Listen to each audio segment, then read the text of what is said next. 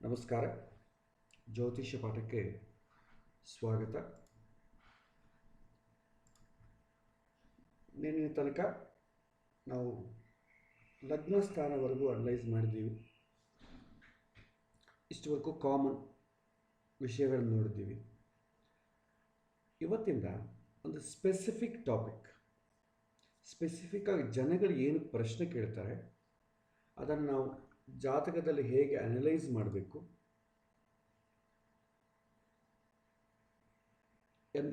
ಯಾವ ಥರ ಪ್ರಶ್ನೆಗಳು ಬರಬಹುದು, ಇದೆಲ್ಲ ಕೂಡ ನಾವು ಇವತ್ತಿಂದ ಮೇನ್ ಟಾಪಿಕ್ ಆಗಿ ನೋಡೋಣ.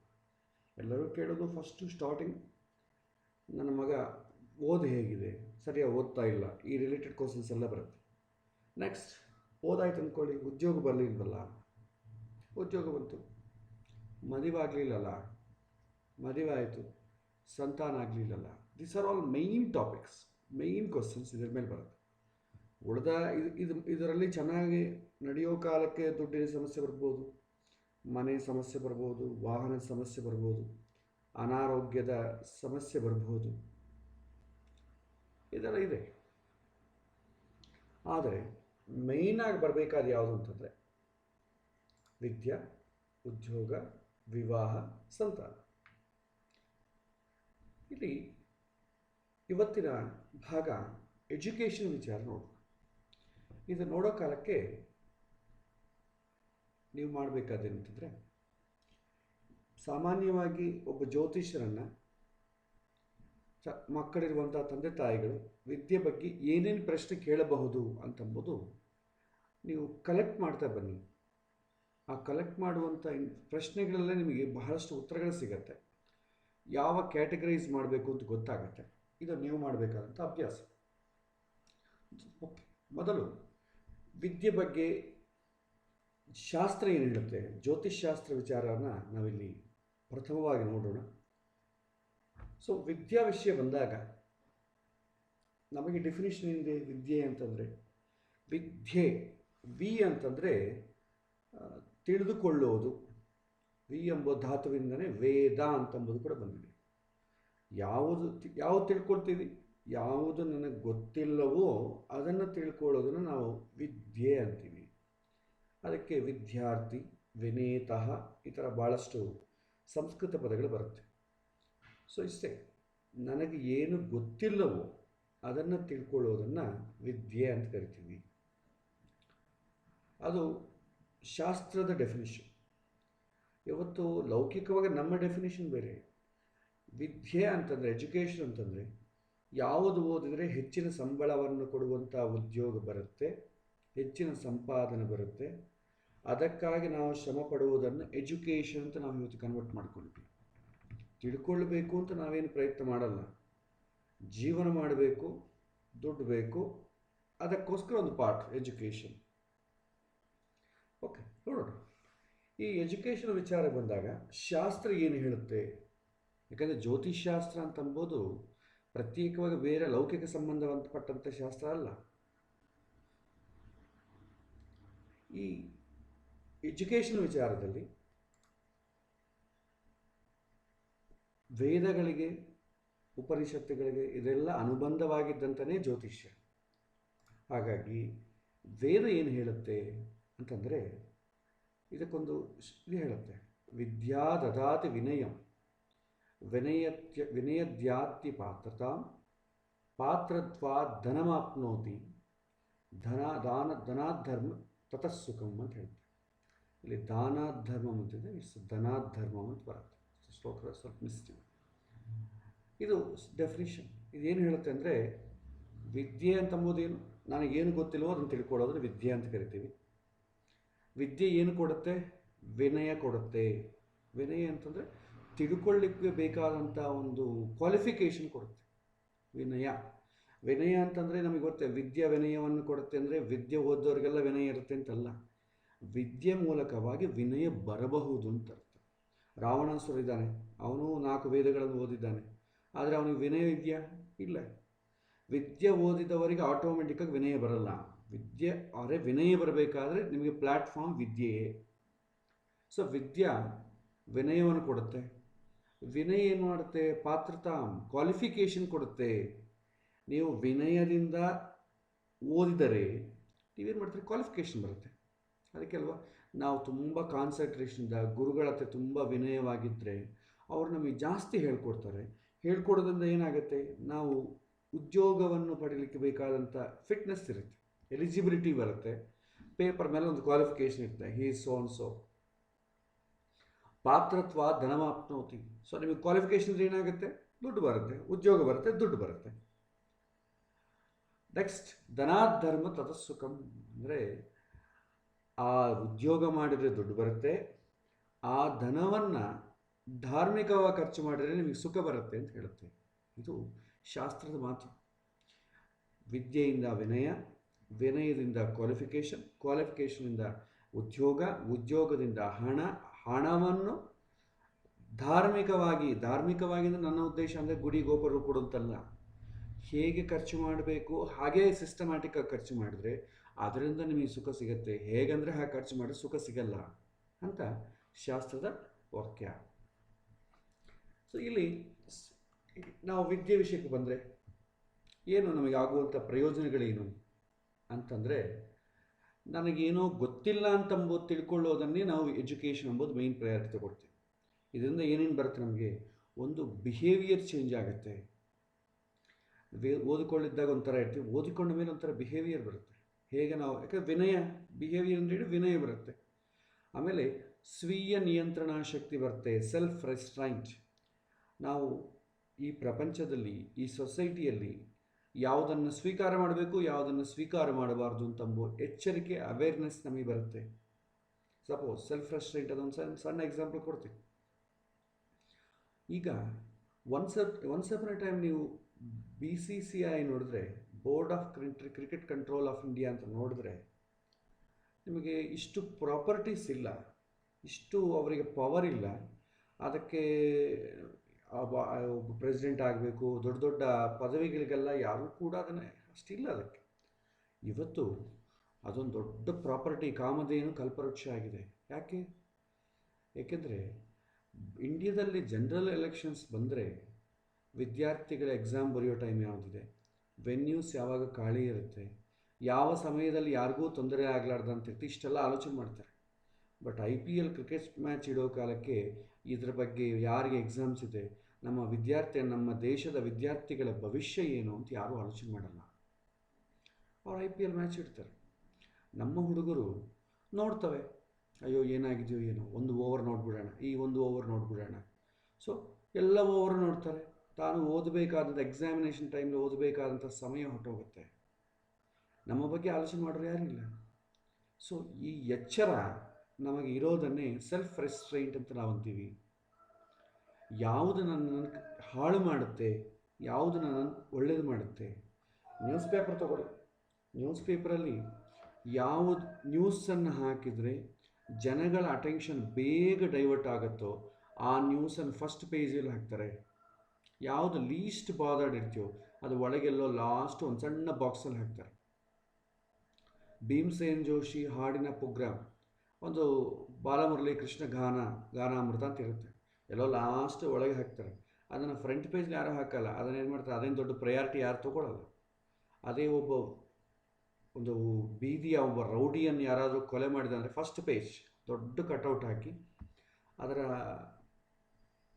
ಹೆಸರು ಬರೀ ಹೆಡ್ಡಿಂಗ್ಸ್ ಕೂಡ ತುಂಬ ಇದಿರುತ್ತೆ, ನಮ್ಮನ್ನು ಅಟ್ರ್ಯಾಕ್ಟ್ ಮಾಡಿ ಅದನ್ನು ಡೈವರ್ಟ್ ಮಾಡೋ ಥರನೇ ಇರುತ್ತೆ. ನಾವು ಯೂಟ್ಯೂಬ್ ಚಾನಲ್ಸ್ ನೋಡ್ತಾ ಇಲ್ವಾ, ಯೂಟ್ಯೂಬ್ ಚಾನಲ್ ನೋಡಿದ್ರೆ ಆ ಹೆಡ್ಡಿಂಗ್ಸ್ ನೋಡಬೇಕು, ಆ ಹೆಡ್ಡಿಂಗ್ಸ್ ನೋಡಿದ್ರೇ ಆ ವಿಡಿಯೋ ನೋಡಬೇಕು ಅಂತ ಕುತೂಹಲ ಬಂದುಬಿಡುತ್ತೆ. ಆ ಥರ ಹೆಡ್ಡಿಂಗ್ಸ್ ಇರುತ್ತೆ. ಇದೆಲ್ಲ ನಮ್ಮನ್ನು ಎಮೋಷ್ನಲಿ ಎಕ್ಸ್ಪ್ಲಾಯ್ಟ್ ಮಾಡೋದಕ್ಕಿದೆ. ಈ ಎಮೋಷ್ನಲಿ ಎಕ್ಸ್ಪ್ಲಾಯ್ಟ್ ಮಾಡೋದನ್ನು ನಾವು ಕಂಟ್ರೋಲ್ ಮಾಡಬೇಕಾದ್ರೆ ಸೆಲ್ಫ್ ರೆಸ್ಟ್ರೈಂಟ್ ಡೆವಲಪ್ ಮಾಡಿಕೊಳ್ಬೇಕು. ಸೆಲ್ಫ್ ರೆಸ್ಟ್ರೈಂಟ್ ಅಂದರೆ ಏನು? Simply it is a brake. ನಿಮಗೆ ಒಂದು ಕಾರ್ ಇದೆ, 160 ಕಿಲೋಮೀಟರ್ ಸ್ಪೀಡ್ ಹೋಗುತ್ತೆ ಅಂತಂದರೆ ನೀವು ತುಂಬ ಚೆನ್ನಾಗಿದೆ ಅಂತೀವಿ. ಆದರೆ ಬ್ರೇಕ್ ಇಲ್ಲ ರೀ ಅಂದರೆ ಯಾರಾದರೂ ತೊಗೋತಾರೆ? ಅದನ್ನು ಸ್ಟಾಪ್ ಹೆಂಗೆ ಮಾಡಬೇಕು? ಸ್ಪೀಡ್ ಎಷ್ಟು ಹೋಗುತ್ತೋ at the same time it is important to stop the vehicle. ಯಾವಾಗ ಬೇಕಾದ್ರೂ ಅದು ಸ್ಟಾಪ್ ಮಾಡಬೇಕು, ಅವಾಗೇ ಇಂಪಾರ್ಟೆಂಟ್. ಅದೇ ಅವಾಗೇ ನಮಗೆ ಕಾರಿಗೆ ಬೆಲೆ. ಇಲ್ಲಿ ಕೂಡ ನಮ್ಮ ಮನಸ್ಸು ಎಷ್ಟು ಫಾಸ್ಟಾಗಿ ಹೋಗುತ್ತೋ ಅಷ್ಟೇ ಫಾಸ್ಟಾಗಿ ಕೆಲವಿನ ಸಂದರ್ಭಗಳಲ್ಲಿ ಸ್ಟಾಪ್ ಮಾಡಲಿಕ್ಕೂ ನಮ್ಗೆ ಗೊತ್ತಿರಬೇಕು. ನಮ್ಮ ಮನಸ್ಸು ಡೀಪಾಗಿ ಹೋಗ್ತಾ ಇರುತ್ತೆ ಒಂದು ವಿಷಯದ ಮೇಲೆ, ನಾವು ನೋಡ್ತಾನೆ ಇರ್ತೀವಿ, ಅದ್ರ ಬಗ್ಗೆ ತಿಳ್ಕೊಳ್ತಾನೆ ಇರ್ತೀವಿ. ಆದರೆ ಅದು ನಮ್ಗೆ ಉಪಯೋಗವಾ, ನಮ್ಮನ್ನು ಡಿಸ್ಟರ್ಬ್ ಮಾಡ್ತದೇನೋ ಅಂತ ಸ್ಟಾಪ್ ಮಾಡಲಿಕ್ಕೆ ನಮಗೆ ಬರಲಿದ್ರೆ ಕಾರ್ ತೊಗೊಂಡಂಗೆ, ಬ್ರೇಕ್ ಇಲ್ಲದ ಕಾರ್ ತೊಗೊಂಡಂಗೆ ಆಗುತ್ತೆ. ಭಾಳಷ್ಟು ಜನಕ್ಕೆ ಈ ಬ್ರೇಕ್ ಇಲ್ಲಿದೆ ಅಂತ ಗೊತ್ತಿಲ್ಲ ನಮ್ಮ ಮನಸ್ಸಿಗೆ. ಅದು ಬ್ರೇಕ್ ಇಲ್ಲಿದೆ, ಸೆಲ್ಫ್ ರೆಸ್ಟ್ರೆಂಟ್ ಡೆವಲಪ್ ಮಾಡಿಕೊಳ್ಬೇಕು, ನಮ್ಮನ್ನು ನಾವು ಕಂಟ್ರೋಲ್ ಮಾಡಬೇಕಷ್ಟೇ. ಟಿ ವಿ ಚಾನಲ್ ಅವ್ರು ನಮ್ಮನ್ನು ಕಂಟ್ರೋಲ್ ಮಾಡಲ್ಲ, ನಾವು ಟಿ ವಿ ಚಾನಲ್ನ ಕಂಟ್ರೋಲ್ ಮಾಡಬೇಕಷ್ಟೆ. ಓಕೆ, ಸೊ ಇದು ಮತ್ತು ಸೆಲ್ಫ್ ಕಾನ್ಫಿಡೆನ್ಸ್. ಜೀವನ ಮಾಡಬೇಕಾದ್ರೆ ಆತ್ಮವಿಶ್ವಾಸ ಬೇಕು. ಆ ಕಾನ್ಫಿಡೆನ್ಸ್ ಯಾರು ಕೊಡ್ತಾರೆ? ಎಜುಕೇಷನ್ ಕೊಡುತ್ತೆ. Helps to learn unknown things. ನನಗೆ ಎಷ್ಟೋ ವಿಷಯ ಗೊತ್ತಿಲ್ಲದ ವಿಷಯಗಳನ್ನ ತಿಳ್ಕೊಳ್ಳಿಕ್ಕೆ ಎಜುಕೇಷನ್ ಹೆಲ್ಪ್ ಮಾಡುತ್ತೆ. ಇದು ಎಜುಕೇಷನ್ ಒಂದು ಇಂಪಾರ್ಟೆನ್ಸ್ ಅಂತ ಹೇಳ್ತಾರೆ. ಇದಕ್ಕೆ ಹಳೆಯ ಕಾಲದಲ್ಲಿ ಎಜುಕೇಷನ್ ಸಿಸ್ಟಮ್ ಹೇಗಿತ್ತು? ಗುರುಕುಲ ಸಿಸ್ಟಮ್ ಇತ್ತು. ಯಾಕೆಂದರೆ ಜ್ಯೋತಿಷ್ಯದ ಹೆಚ್ಚಿನ ಹಲವಾರು ಸೂತ್ರಗಳೆಲ್ಲ ಕೂಡ ಹಿಂದಿನ ಕಾಲದಲ್ಲಿ, ಪ್ರಾಚೀನ ಕಾಲದಲ್ಲಿ ವಿದ್ಯಾ ವ್ಯವಸ್ಥೆ ಏನಿತ್ತೋ ಅದರ ಬೇಸ್ ಮೇಲಿದೆ. ಅದನ್ನು ತೊಗೊಂಡು ನಾವು ಮಾಡರ್ನ್ ಥಿಯರಿಗೆ ಬಳಸಿದ್ರೆ ಏನಾಗುತ್ತೆ? ಆನ್ಸರ್ ನಮಗೆ ಕಾನ್ಫ್ಲಿಕ್ಟ್ ಆಗುತ್ತೆ, ನಮಗೆ ಸರಿಯಾಗಿ ಬರಲ್ಲ. ಅದಕ್ಕೆ ಏನ್ಷಿಯಂಟ್ ಸಿಸ್ಟಮ್ ಆಫ್ ಎಜುಕೇಷನ್ಗೂ ಮಾಡರ್ನ್ ಸಿಸ್ಟಮ್ ಆಫ್ ಎಜುಕೇಷನ್ಗೆ ನಮಗೆ ಡಿಫರೆನ್ಸ್ ಗೊತ್ತಾಗದಾಗ ಮಾತ್ರವೇ ಜ್ಯೋತಿಷ್ಯದಲ್ಲಿ ಏನು ನೋಡಬೇಕು ಅಂತ ಗೊತ್ತಾಗುತ್ತೆ. ಏನ್ಷಿಯಂಟ್ ಸಿಸ್ಟಮಲ್ಲಿ ನೋಡಿದ್ರೆ ಸಣ್ಣ ಪರಿಚಯ. ಗೌತಮ ಮಹರ್ಷಿಗಳ ಶಾಪ ಕೊಡೋದಕ್ಕಿಂತ ಮುಂಚಿತವಾಗಿ ಎಜುಕೇಷನ್, ಗುರುಗಳು ಶಿಷ್ಯರು ಮುಂದೆ ಕೂತ್ಕೊಂಡು ಪಾಠ ಮಾಡೋ ಸಿಸ್ಟಮೇ ಇಲ್ಲ ನಮ್ಮ ಇಂಡಿಯಲ್ಲಿ. ಆವಾಗ ಅವರಿಗೆ ಯೋಗ ಶಕ್ತಿ ಇತ್ತು. ಯಾರಾದರೂ ತಂದೆ ತಾಯಿಗಳ ಒಬ್ಬ ವಿದ್ಯಾರ್ಥಿಯನ್ನು ಕರ್ಕೊಂಬಂದು ಗುರುಗಳ ಹತ್ರ ಬಿಟ್ಟು ಇವನಿಗೆ ವಿದ್ಯೆ ಹೇಳಿಕೊಡ್ರಿ ಅಂತ ಹೇಳಿದ್ರೆ, ಗುರುಗಳು ಏನು ಮಾಡ್ತಿದ್ರು ಅಂದರೆ ಒಂದು ಸಣ್ಣ ಕರುವನ್ನು ಕೊಟ್ಟು ಇದನ್ನು ಚೆನ್ನಾಗಿ ಮೇಯಿಸ್ಕೊಂಡು ಬಾ, ಅದು ದೊಡ್ಡದಾದ್ಮೇಲೆ ಬಾ ಅಂತ ಹೇಳ್ತಿದ್ರು. ದಿನಾಗ ಅವನ ಕೆಲಸ ಏನು? ಗುರುಗಳಿಗೆ ಬೇಕಾದ ಸೇವೆಯನ್ನು ಮಾಡೋದು, ಮನೆಗೆ ನೀರು ತಂದು ಹಾಕೋದು, ಹಣ್ಣುಗಳೆಲ್ಲ ತಂದಿಡೋದು, ಆ ಹಸುವನ್ನು ಕರ್ಕೊಂಡು ಹೋಗೋದು, ಅದನ್ನು ಮೇಯಿಸೋದು, ಮತ್ತು ಅದಕ್ಕೆ ಹುಲ್ಲು ತಂದು ಹಾಕೋದು, ಮತ್ತು ಮನೆಗೆ ಕಟ್ಟಿಬಿಡೋದು, ರಾತ್ರಿ ಗುರುಗಳಿಗೆ ಪಾದ ಸೇವೆ ಮಾಡೋದು, ಮಲ್ಕೊಳ್ಳೋದು. ಇಷ್ಟೇ. ಪಾಠ ಹೇಳೋದು ಇವತ್ತಿನ ಥರ ಸಿಸ್ಟಮೇ ಇಲ್ಲ. ಕೊನೆಗೆ ಅವನಿಗೆ ಯುಕ್ತ ವಯಸ್ಸು ಬಂದ ಮೇಲೆ ಅವರ ತಂದೆ ತಾಯಿಗಳದ್ದು ಶುಭ ಮುಹೂರ್ತದಲ್ಲಿ ಕರೆಸಿ ಇವರು ಅನುಷ್ಠಾನ ಪೂರ್ವಂಥ ಎಲ್ಲ ಯಾಗ ಯಜ್ಞಾದಿಗಳನ್ನು ಮಾಡಿ ಅವನ ತಲೆ ಮೇಲೆ ಕೈ ಇಡ್ತಾಯಿದ್ರು. ಇವರು ಏನು ವಿದ್ಯೆ ಅವ್ರಿಗೆ ಕೊಡಬೇಕು ಅಂತಿದ್ರು ಅದೆಲ್ಲ ಕೂಡ ಅವನಿಗೆ ಆಟೋಮೆಟಿಕಾಗಿ ಟ್ರಾನ್ಸ್ಫರ್ ಆಗೋಗ್ತಾಯಿತ್ತು. ಓನ್ಲಿ ಒಂದು ಸಿಂಗಲ್ ಡೇ ಅವ್ರು ಎಲ್ಲ ವಿದ್ಯೆಯನ್ನು ಅವನು ಅನುಗ್ರಹ ಮಾಡ್ತಾರೆ. ಈ ಥರ ಸಿಸ್ಟಮ್ ಇತ್ತು ನಮ್ಮ ಭಾರತದಲ್ಲಿ. ಗೌತಮ ಮಹರ್ಷಿಗಳ ಶಾಪ ಏಕೆಂತಂದರೆ ಆ ಕಾಲದಲ್ಲಿ ಬರಗಾಲ ಬಂತು, ಬ್ರಾಹ್ಮಣರಿಗೆಲ್ಲ ಅನುಷ್ಠಾನಕ್ಕೆ ಜೀವನೋಪಾಧಿಗೂ ತೊಂದರೆ ಆಯಿತು, ಅವರೆಲ್ಲ ಕಷ್ಟಪಟ್ಟರು. ಆವಾಗ ಗೌತಮ ಮಹರ್ಷಿಗಳ ಆಶ್ರಮದ ಹತ್ರ ಮಾತ್ರ ತುಂಬ ಸುಭಿಕ್ಷವಾಗಿ ಗ್ರೀನ್ರಿ ಆಗಿತ್ತು. ಎಲ್ಲರೂ ಏನು ಮಾಡ್ತಾರೆ, ಏನೋ ಒಂದು ಜೀವನ ಉಳಿಸ್ಕೋಬೇಕಲ್ಲ ಅಂತೇಳಿ ಅವ್ರ ಆಶ್ರಮಕ್ಕೆ ಹೋಗ್ತಾರೆ. ಹೀಗೆ ತುಂಬ ಬರಗಾಲ ಬಂದಿದೆ, ಕಷ್ಟವಾಗಿದೆ ಅಂತಂದಾಗ ಅವರು ನೀವು ಎಲ್ಲಿ ಹೋಗಬೇಡಿ, ನನ್ನ ಆಶ್ರಮದಲ್ಲೇ ಇರಿ ಅಂತ ಹೇಳ್ತಾರೆ. ಭಾಳಷ್ಟು ವರ್ಷಗಳಿರ್ತಾರೆ. ನಂತರ ಮಳೆ ಬೆಳೆ ಎಲ್ಲ ಕಡೆ ಆಗುತ್ತೆ, ಇಡೀ ವೃಷ್ಟಿ ಆಗುತ್ತೆ ದೇಶದಲ್ಲಿ. ಅವರೆಲ್ಲರೂ ಇನ್ನು ನಾವು ನಮ್ಮ ಮನೆಗೆ ಹೋಗ್ತೀವಿ ಅಂತಂದಾಗ, ಯಾಕೆ ಹೋಗ್ತೀರಿ, ಮತ್ತೆ ತೊಂದರೆ ಬರುತ್ತೆ, ಯಾಕೆ ಇಲ್ಲೇ ಇರ್ರಿ, ಆರಾಮಾಗಿರ್ರಿ ಅಂದಾಗ ಇನ್ನು ಗುರುಗಳಿಗೆ ರಿವರ್ಸ್ ಹೇಗೆ ಹೇಳೋದು, ಸುಮ್ಮನೆ ಆಗ್ತಾರೆ. ಸೊ ಮತ್ತೆ ಇವ್ರು ಏನು ಮಾಡ್ತಾರೆ, ಎಷ್ಟು ದಿನ ಅಂತಿರೋದು, ಇವತ್ತು ನಮ್ಮ ಲಾಕ್ಡೌನಲ್ಲಿದ್ದಂಗೆ ಅವರು ಲಾಕ್ಡೌನಲ್ಲಿ ಇರ್ತಾರೆ. ಸರಿ, ಒಂದು ಪ್ಲ್ಯಾನ್ ಮಾಡ್ತಾರೆ. ಸೊ ನಾವು ಹೊರಗೆ ಹೋಗ್ಬೇಕನ್ನೋ ಒಂದು ಪ್ಲ್ಯಾನ್ ಇದೆ. ಒಂದು ದರ್ಬೆಯಿಂದ ಒಂದು ಹಸುವನ್ನು ಮಾಡ್ತಾರೆ. ಹಸುವನ್ನು ಮಾಡಿ ಒಂದು ಹೊಲದ ಮೇಲೆ ಬಿಡ್ತಾರೆ. ಹೊಲವನ್ನು ಕಾಯೋನು ಬಂದು ಅದನ್ನು ಓಡಿಸ್ಲಿಕ್ಕೆ ಪ್ರಯತ್ನ ಮಾಡೋರಿಗೆ ಅದು ಸತ್ತು ಹೋಗುತ್ತೆ. ಅವಾಗ ಅವ್ರಿಗೊಂದು ಕಾರಣ ಸಿಕ್ತು, ಅಯ್ಯ ಸ್ವಾಮಿ ನಿಮಗೆ ಗೋಹತ್ಯಾ ಪಾತಕ ಬಂದಿದೆ, ನಾವೇನು ಇರೋಕ್ಕೆ ಆಗೋದಿಲ್ಲ, ನಾವು ಹೊರಡ್ತೀವಿ ಅಂತ ಎಲ್ಲರೂ ಕೊಟ್ಟು ಹೋಗ್ತಾರೆ. ಅವರು ಜ್ಞಾನದೃಷ್ಟಿಯಿಂದ ನೋಡ್ತಾರೆ, ನನಗೆ ಗೋಹತ್ಯಾ ಪಾತಕ ಬರೋದೇನು ಅಂತ ನೋಡಿದಾಗ ಇವರು ಬ್ರಾಹ್ಮಣರು ಮಾಡಿದಂಥ ದೊಡ್ಡ ಪ್ಲ್ಯಾನ್ ಗೊತ್ತಾಗುತ್ತೆ. ಇವರಿಗೆ ಆಶ್ರಯ ಮಾಡಿದಾಗ ಇವ್ರು ಇಂಥ ಪ್ಲ್ಯಾನ್ ಮಾಡಿದ್ದಾರೆ ಅಂಥೇಳಿ ಈ ಬ್ರಾಹ್ಮಣರ ವಿದ್ಯೆ ಎಲ್ಲ ಕೂಡ ಹೋಗಿ ಬುದ್ಧಿಹೀನರಾಗಲಿ ಅಂತೇಳಿ ಶಾಪ ಕೊಡ್ತಾರೆ. ಶಾಪ ಕೊಟ್ಟರೆ ಬ್ರಾಹ್ಮಣ ಈ ಥರ ಬುದ್ಧಿಹೀನನಾದರೆ ಮತ್ತು ಲೋಕಕ್ಕೆ ಜ್ಞಾನವನ್ನು ಪ್ರಚಾರ ಮಾಡೋನು ಯಾರು? ಅದಕ್ಕೋಸ್ಕರ ಗೊತ್ತಾಗೋದಿಲ್ಲ. ಅದಕ್ಕಾಗಿ ಏನು ಮಾಡ್ತಾರೆ, ಮತ್ತೆ ವೇದವ್ಯಾಸ ಮಹರ್ಷಿಗಳ ಅವತಾರ ಇರ್ತಾರೆ. ಮತ್ತು ಆ ಶಾಪದ ಫಲವಾಗಿ ಮತ್ತೆ ತಾನು ವೇದಗಳನ್ನು 4 ಭಾಗ ಮಾಡಿ ಮತ್ತೆ ಆ ವೇದವನ್ನು ಪ್ರಚಾರ ಮಾಡೋದು, ಗುರುವು ಶಿಷ್ಯ ಮುಂದೆ ಕೂತ್ಕೊಂಡು ಪಾಠ ಮಾಡೋದು ಅವತ್ತಿಂದ ಶುರುವಾಯಿತು. ಹಿಂದೆ ಅದು ಕೂಡ ನಮಗೆ ಗೊತ್ತಿದೆ. ಸೊ ಗುರುಗಳ ಮುಂದೆ ಕೂತಿರ್ತಾರೆ, ಶಿಷ್ಯ ಅವ್ರ ಮುಂದೆ ಕೂತಿರ್ತಾರೆ, ಒಬ್ಬರನ್ನೊಬ್ಬರು ಪಾಠವನ್ನು ಹೇಳ್ಕೊಡ್ತಾ ಇರ್ತಾರೆ. ಆವತ್ತಿನ ಸಿಸ್ಟಮೇ ತುಂಬ ನಮಗೆ ಅದೇ ಒಂದು ಆಶ್ಚರ್ಯವಾದ ಸಿಸ್ಟಮ್. ಇವತ್ತು ಮಾಡರ್ನ್ ಎಜುಕೇಷನ್ ನೋಡಿದ್ರೆ ಇದಕ್ಕೆ ನಮಗೆ ಭಿನ್ನವಾಗಿರುತ್ತೆ. ಏನಂತಂದರೆ, ಹಿಂದಿನ ಕಾಲದಲ್ಲಿ ಒಂದು ಸಪೋಸ್ ಫಾರ್ ಎಕ್ಸಾಂಪಲ್ ಗುರುಗಳು ಪುರುಷ ಸೂಕ್ತವನ್ನು ಹೇಳ್ಕೊಡ್ತಾರೆ. ಓಂ ಸಹಸ್ರಾಶೀರುಷ ಪುರುಷ ಸಹಸ್ರಾಕ್ಷ ಸಹಸ್ರಾಪಾತ್ ಸ ಓಮಿಂ ವಿಶ್ವತೋ ವೃತ್ವಾತ್ಯಾದಿಷ್ಟದಶಾಂಗುಲಂ ಋಗ್ವೇದವೋ ಯಜುರ್ವೇದವೋ ಹೇಳ್ಕೊಡ್ತಾರೆ. ಇಲ್ಲಿ ಪುರುಷ ಸೂಕ್ತದಲ್ಲಿ ಎಷ್ಟು ಶ್ಲೋಕ ಇದೆಯೋ ಅಷ್ಟನ್ನು ಹೇಳ್ಕೊಡ್ತಾರೆ. ಮತ್ತು ಅದನ್ನು ಓದಿ ಬಾಯಿಪಾಠ ಮಾಡಿ ಅಷ್ಟನ್ನು ಒಪ್ಪಿಸ್ಬೇಕು. ಇದು ಹಳೆ ಕಾಲದಲ್ಲಿ ಗುರುಗಳು ಹೇಳಿದ್ದನ್ನೆಲ್ಲ ಕೂಡ ಅವರು ರಿಪೀಟ್ ಮಾಡಿ ಒಪ್ಪಿಸ್ಬೇಕು. ಬಟ್ ನಮಗೆ ಮಾಡರ್ನ್ ಎಜುಕೇಷನ್ ಇದೆ, ಅಷ್ಟೇನು ಕಷ್ಟ ಇಲ್ಲ. ಒಂದು ವರ್ಷ ಎಲ್ಲ ತಗೊಂಡು ಒಂದು 6 ಸಬ್ಜೆಕ್ಟನ್ನು ನಮಗೆ ಪಾಠ ಮಾಡ್ತಾರೆ. ಎಲ್ಲ ನೀನೇನು ಹೇಳೋದು ಬೇಕಾಗಿಲ್ಲ, ನಿನ್ನ ಒಂದು 5 ಪ್ರಶ್ನೆ ಕೇಳ್ತೀನಿ. ಆ 5 ಪ್ರಶ್ನೆಗಳು ಕೂಡ ನಿನಗೆ ಗೊತ್ತಿದ್ದಂಥ 2 ಪ್ರಶ್ನೆಗಳಿಗೆ ಮಾತ್ರ ಉತ್ತರ ಬರೀ ಅಂತ ಹೇಳ್ತಾರೆ. ಬರೆದ್ರೆ ನಿನಗೆ ಫುಲ್ ಮಾರ್ಕ್ಸ್ ಡಿಸ್ಟಿಂಕ್ಷನ್ ಕೊಡ್ತೀವಿ. ನಮ್ಮ ಜನ ಆ 2 ಪ್ರಶ್ನೆಗಳು ಕೂಡ ಬರೆಯೋಕೆ ಕಷ್ಟಾಗಿ ಒಂದು ಪ್ರಶ್ನೆಯನ್ನು ಬರೀತಾರೆ, 50% 35% ಬಂದು ಪಾಸ್ ಆಗ್ತಾರೆ. ಸೊ ನಮ್ಮ ಸಿಸ್ಟಮ್ ವಿದ್ಯಾರ್ಥಿಗಳಿಗೆ ಎಲ್ಲ ಬೋಧನೆ ಮಾಡ್ತಾ ಇದ್ರೆ ಎಲ್ಲ ನೀವು ಪ್ರೆಸೆಂಟ್ ಮಾಡೋ ಅಗತ್ಯ ಇಲ್ಲ.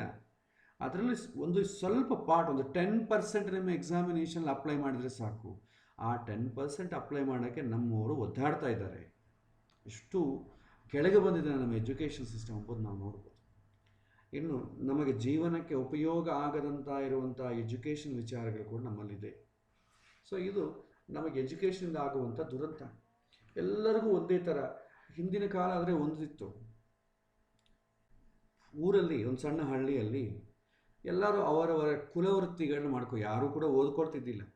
ತಂದೆ ಬಾರ್ಬರ್ ಆದರೆ ಮಗ ಬಾರ್ಬರ್, ತಂದೆ ವಾದ್ಯ ಏನಾದರೂ ನಾದಸ್ವರ ಬಾಡಿಸೋಕೆ ಹೋದರೆ ಮಗನೂ ಅದೇ ಥರ ಆಗ್ತಿದ್ದ, ತಂದೆ ಅಗ್ರಿಕಲ್ಚರ್ ಮಾಡಿದ್ರೆ ಮಗನೂ ನೆಕ್ಸ್ಟ್ ಅದೇ ಮಾಡ್ತಿದ್ದ, ತಂದೆ ವ್ಯಾಪಾರ ಮಗನೂ ಅದೇ ಮಾಡ್ತಿದ್ದ, ತಂದೆ ಪೌರೋಹಿತ ಮಗನೂ ಪೌರೋಹಿತ ಆಗ್ತಿದ್ದ. ಈ ಎಜುಕೇಷನ್ಗೆ ಸ್ಕೂಲಿಗೆ ಹೋಗೋ ಸಿಸ್ಟಮ್ ಹಿಂದೆ ಇಲ್ಲ.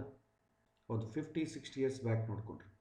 ಆವಾಗ ಯಾರಾದರೂ ಮನೆಗೆ ದೊಡ್ಡವರು ಬಂದರೆ ಏನು ಮಾಡ್ತಾರೆ, ಇವನು ತುಂಬ ಬುದ್ಧಿವಂತನಾಗಿದ್ದಾನೆ, ಇವನು ಯಾಕೆ ಈ ಕೆಲಸಕ್ಕೆ ಬಿಡ್ತಾರೆ, ಇವನು ಸ್ವಲ್ಪ ಓದ್ಲಿಕ್ಕೆ ಆಗಬಾರ್ದಾ ಅಂತ ಹೇಳ್ತಿದ್ರು. ಅದಕ್ಕೆ ಊರಲ್ಲಿ ಯಾರೋ ಒಬ್ಬರೋ ಇಬ್ಬರೋ ಬುದ್ಧಿವಂತರ ಮಾತ್ರ ಓದಿಕೊಡ್ತಾ ಇದ್ರು. ಇದು ಹಿಂದಿನ ಕಾಲ ಇದ್ದಿತ್ತು. ಎಲ್ಲರೂ ಕೂಡ ಅವರವರ ಕುಲವೃತ್ತಿಗಳನ್ನು ಮಾಡಿಕೊಡ್ತಾ ಇದ್ರು. ನಂತರ ಏನಾಯಿತು, ಕುಲವೃತ್ತಿಗಳು ಹೋಯ್ತು. ಇವಾಗ ಹುಟ್ಟಿದ ಪ್ರತಿಯೊಂದು ಮಗು ಇರ್ರೆಸ್ಪೆಕ್ಟಿವ್ ಆಫ್ ಬುದ್ಧಿ ಇದೆಯೋ ಇಲ್ಲವೋ ಬೇರೆ ವಿಷಯ, ಓದಿಕೊಳ್ಳಬೇಕು. ಓಕೆ, ಬುದ್ಧಿ ಇದ್ದವನ ಮೇಲೆ ಬರ್ತಾನೆ. ಬುದ್ಧಿ ಇಲ್ಲದವನು ಏನು ಮಾಡಬೇಕು, ಓದಿಕೊಳ್ತಾನೆ, ಜೀವನ ಎಲ್ಲ ಟೈಮ್ ವೇಸ್ಟ್ ಮಾಡ್ಕೊಳ್ತಾನೆ. ಕೊನೆಗೆ ಅವ್ರ ಅಪ್ಪ ಮಾಡೋ ಕೆಲಸ ಕೂಡ ಅವನಿಗೆ ಬರಲ್ಲ ಕೊನೆಗೆ. ಸೊ ಹಾಗಾಗುತ್ತೆ. ಇವತ್ತು ಅನ್ಎಂಪ್ಲಾಯ್ಮೆಂಟ್ ಆಗ್ತಾ ಇರೋದು ಮೇನ್ ಪ್ರಾಬ್ಲಮ್ ಅದೇ. ಎಲ್ಲರಿಗೂ ಒಂದೇ ಟೈಪ್ ಆಫ್ ಶಿಕ್ಷಣ ಇದೆ. ಆನೆಗೂ ನರಿಗೂ ಕೋತಿಗೂ ಎಲ್ಲರಿಗೂ ಶಿಕ್ಷಣ ಕೊಟ್ಟು ಒಂದೇ ಇಂಟರ್ವ್ಯೂ ಕೊಟ್ಟರೆ ಏನು ಮಾಡಬೇಕಾಗತ್ತೆ? ಇದು ನಮ್ಮ ವಿದ್ಯಾ ವ್ಯವಸ್ಥೆದ ದುರಂತ. ಆಮೇಲೆ ಇನ್ನೊಂದೇನಿದೆ, ಇವತ್ತು ಮಾರ್ಕ್ಸ್ ಬಗ್ಗೆ ಗಮನ. ನಾನು ತಿಳ್ಕೊಳ್ಳಬೇಕು ಅಂತ ತಿಳ್ಕೊಳ್ಳೋದಲ್ಲ, ನಾನು ತಿಳ್ಕೊಳ್ಳೋದ್ರೂ ಪರವಾಗಿಲ್ಲ, ನನಗೆ ತಿಳ್ಕೊಂಡಿದ್ದವನು ಅಂತ ಒಂದು ಮಾರ್ಕ್, ಒಂದು ಕ್ವಾಲಿಫಿಕೇಷನ್ ಸರ್ಟಿಫಿಕೇಟ್ ಬೇಕು. ನನಗೆ ನಿಜವಾಗಿ ಅಗತ್ಯ ಇಲ್ಲ ತಿಳ್ಕೊಳ್ಬೇಕು ಅಂತ, ನನಗೆ ಉತ್ಸಾಹ ಕೂಡ ಇಲ್ಲ. ಆದರೆ ತಿಳ್ಕೊಂಡವನು ಸಮಾಜಕ್ಕೆ ಹೆಂಗೆ ಗೊತ್ತಾಗಬೇಕು? ಒಂದು ಎಕ್ಸಾಮಿನೇಷನ್ ಇಟ್ಟರೆ ಆ ಸರ್ಕಾರ ಒಂದು ಸರ್ಟಿಫಿಕೇಟ್ ಕೊಟ್ಟರೆ ಇವನು ತಿಳ್ಕೊಂಡವನು, ಆ ಥರ ಎಲ್ಲರೂ ಆದರೆ ಕಾಂಪಿಟೇಷನ್ ಶುರು ಆಗುತ್ತೆ. ಸೊ 90% ಮಾರ್ಕ್ ಬಂತು, ಎಷ್ಟು ಜನಕ್ಕೆ ಆ ಕ್ಲಾಸಲ್ಲಿ 40 ಜನಕ್ಕೆ ಬಂದಿದೆ. ಆ ಥರ ಏನು ಉಪಯೋಗ ಇದೆ? ಕಷ್ಟ ಅಲ್ವಾ? ಎಲ್ಲರೂ ಒಂದೇ ಥರ ಇರ್ತಾರೆ. ಹಾಗಾಗಿ ಏನಾಗುತ್ತೆ, ಎಲ್ಲರೂ ಕೂಡ ಒಂದೇ ಥರ ಇದ್ದರೆ ಅವರಿಗೆ ಎಂಪ್ಲಾಯ್ಮೆಂಟ್ ಏನು ಮಾಡ್ತಾರೆ, ಯಾರೋ ಒಬ್ಬರಿಗೆ ಬರಬೇಕಂತಂದರೆ ಸಾವಿರಾರು ಜನಕ್ಕೆ ಅದಕ್ಕೆ ಅಪ್ಲೈ ಮಾಡ್ತಾರೆ. ಇವತ್ತು ಸರ್ಕಾರದಲ್ಲಿ ಒಂದು ಸಣ್ಣ ಕ್ಲಾಸ್ 4 ಸಣ್ಣ ಒಂದು ಕ್ಲರ್ಕ್ ಪೋಸ್ಟಿಗೆ ಇಂಜಿನಿಯರಿಂಗ್ ಓದಿದವರು ಕೂಡ ಅಪ್ಲೈ ಮಾಡ್ತಾ ಇದ್ದಾರೆ ಅಂದರೆ ನಮ್ಮ ದೇಶದ ದುರಂತ ಹೇಗಿದೆ ಅಂತ ನಾವು ಅರ್ಥ ಮಾಡಿಕೊಳ್ಬೋದು. ಇದು ನಮ್ಮ ಇವತ್ತಿನ ಎಜುಕೇಷನ್ ಸಿಸ್ಟಮ್ ಆಗಿರುವಂಥ ಪದ್ಧತಿ. ಇಲ್ಲಿ ಆಲೋಚನೆಗಳು ಮಾಡಲಿಕ್ಕೆ ಬಿಡಲ್ಲ. ಅದಕ್ಕೆ ನೋಡಿ, ನಮಗೆ ಇಂಜಿನಿಯರಿಂಗ್ ಎಕ್ಸಾಮಿನೇಷನ್ ಇಡ್ತಾರೆ. ಇಂಜಿನಿಯರಿಂಗ್ ಎಕ್ಸಾಮಿನೇಷನ್ ಇಡೋ ಕಾಲಕ್ಕೆ ಆ ಸಿಲೆಬಸ್ ಎಲ್ಲ ಕೂಡ ನೀವು ಹೊರಗೆ ಹೋಗಿ ಜಾಬ್ ಮಾಡಬೇಕಾದ್ರೆ ಅದಕ್ಕೆ ಬೇಕಾದಂಥ ಟ್ರೈನಿಂಗ್ ಅವರೇನು ಕೊಡಲ್ಲ. This is outdated syllabus. Engineering, ಇವಾಗ ಸಪೋಸ್ ನಾನು ಎಕ್ಸಾಂಪಲ್ ಹೇಳ್ತೀನಿ. ನಾನು ಇಂಜಿನಿಯರಿಂಗ್ ಮಾಡೋ ಕಾಲಕ್ಕೆ ನನಗೆ ಸಿಲೆಬಸ್ ಇತ್ತು, ಕಂಪ್ಯೂಟರ್ ಎಜುಕೇಷನ್ ಅಂತ. ಹೋರ್ಟಾನ್, ವರ್ಡ್ ಸ್ಟಾರ್, ಲೋಟಸ್ ಇದೆಲ್ಲ ಇತ್ತು. ನಮಗೆ ಕಾಲೇಜಲ್ಲಿ ಹೇಳಿಸ್ಕೊಡ್ತಿದ್ರು. ಬಟ್ ರಿಯಾಲಿಟಿಲಿ ಅವಾಗ ಏನಿತ್ತಂದರೆ ಆವಾಗೆಲ್ಲ ಮೈಕ್ರೋಸಾಫ್ಟ್ ಎಕ್ಸೆಲ್ ಬಂದುಬಿಟ್ಟಿತ್ತು. ಎಲ್ಲಿ ಫೋರ್ಟಾನು, ಎಲ್ಲಿ ವರ್ಡ್ ಸ್ಟಾರ್, ಎಲ್ಲಿ ಮೈಕ್ರೋಸಾಫ್ಟ್ ಆವಾಗೇ ರಿಲೀಸ್ ಆಗೋಗಿತ್ತು. ಇದಕ್ಕೂ ಅದಕ್ಕೂ ಮಧ್ಯ, ರಿಯಾಲಿಟಿಗೂ ಅವ್ರು ಹೇಳ್ಕೊಡೋದಕ್ಕೂ ಮಧ್ಯ 6-7 ವರ್ಷದ ಡಿಫ್ರೆನ್ಸ್ ಇತ್ತು. ನಂತರ C++ ಹೇಳ್ಕೊಡ್ತಾ ಇದ್ರು, ಸಬ್ಜೆಕ್ಟ್ ಸಿಲೆಬಸ್ಸಲ್ಲಿ ಇಟ್ಟರು. ಆ ವೇಳೆಗೆ ಜಾವಾ ಹೋಗಿತ್ತು, ಜಾವಾ ಮೈಕ್ರೋಸಾಫ್ಟ್ ವಿಸುವಲ್ ಪ್ಲಸ್ ಎಲ್ಲ ಹೇಳ್ಕೊಡ್ತಾ ಇದ್ರು. ಈಗ ಜಾವಾ ಇಟ್ಟಿದ್ದಾರೆ, ಜಾವಾನ ಕೇಳೋರು ಯಾರೀಗ?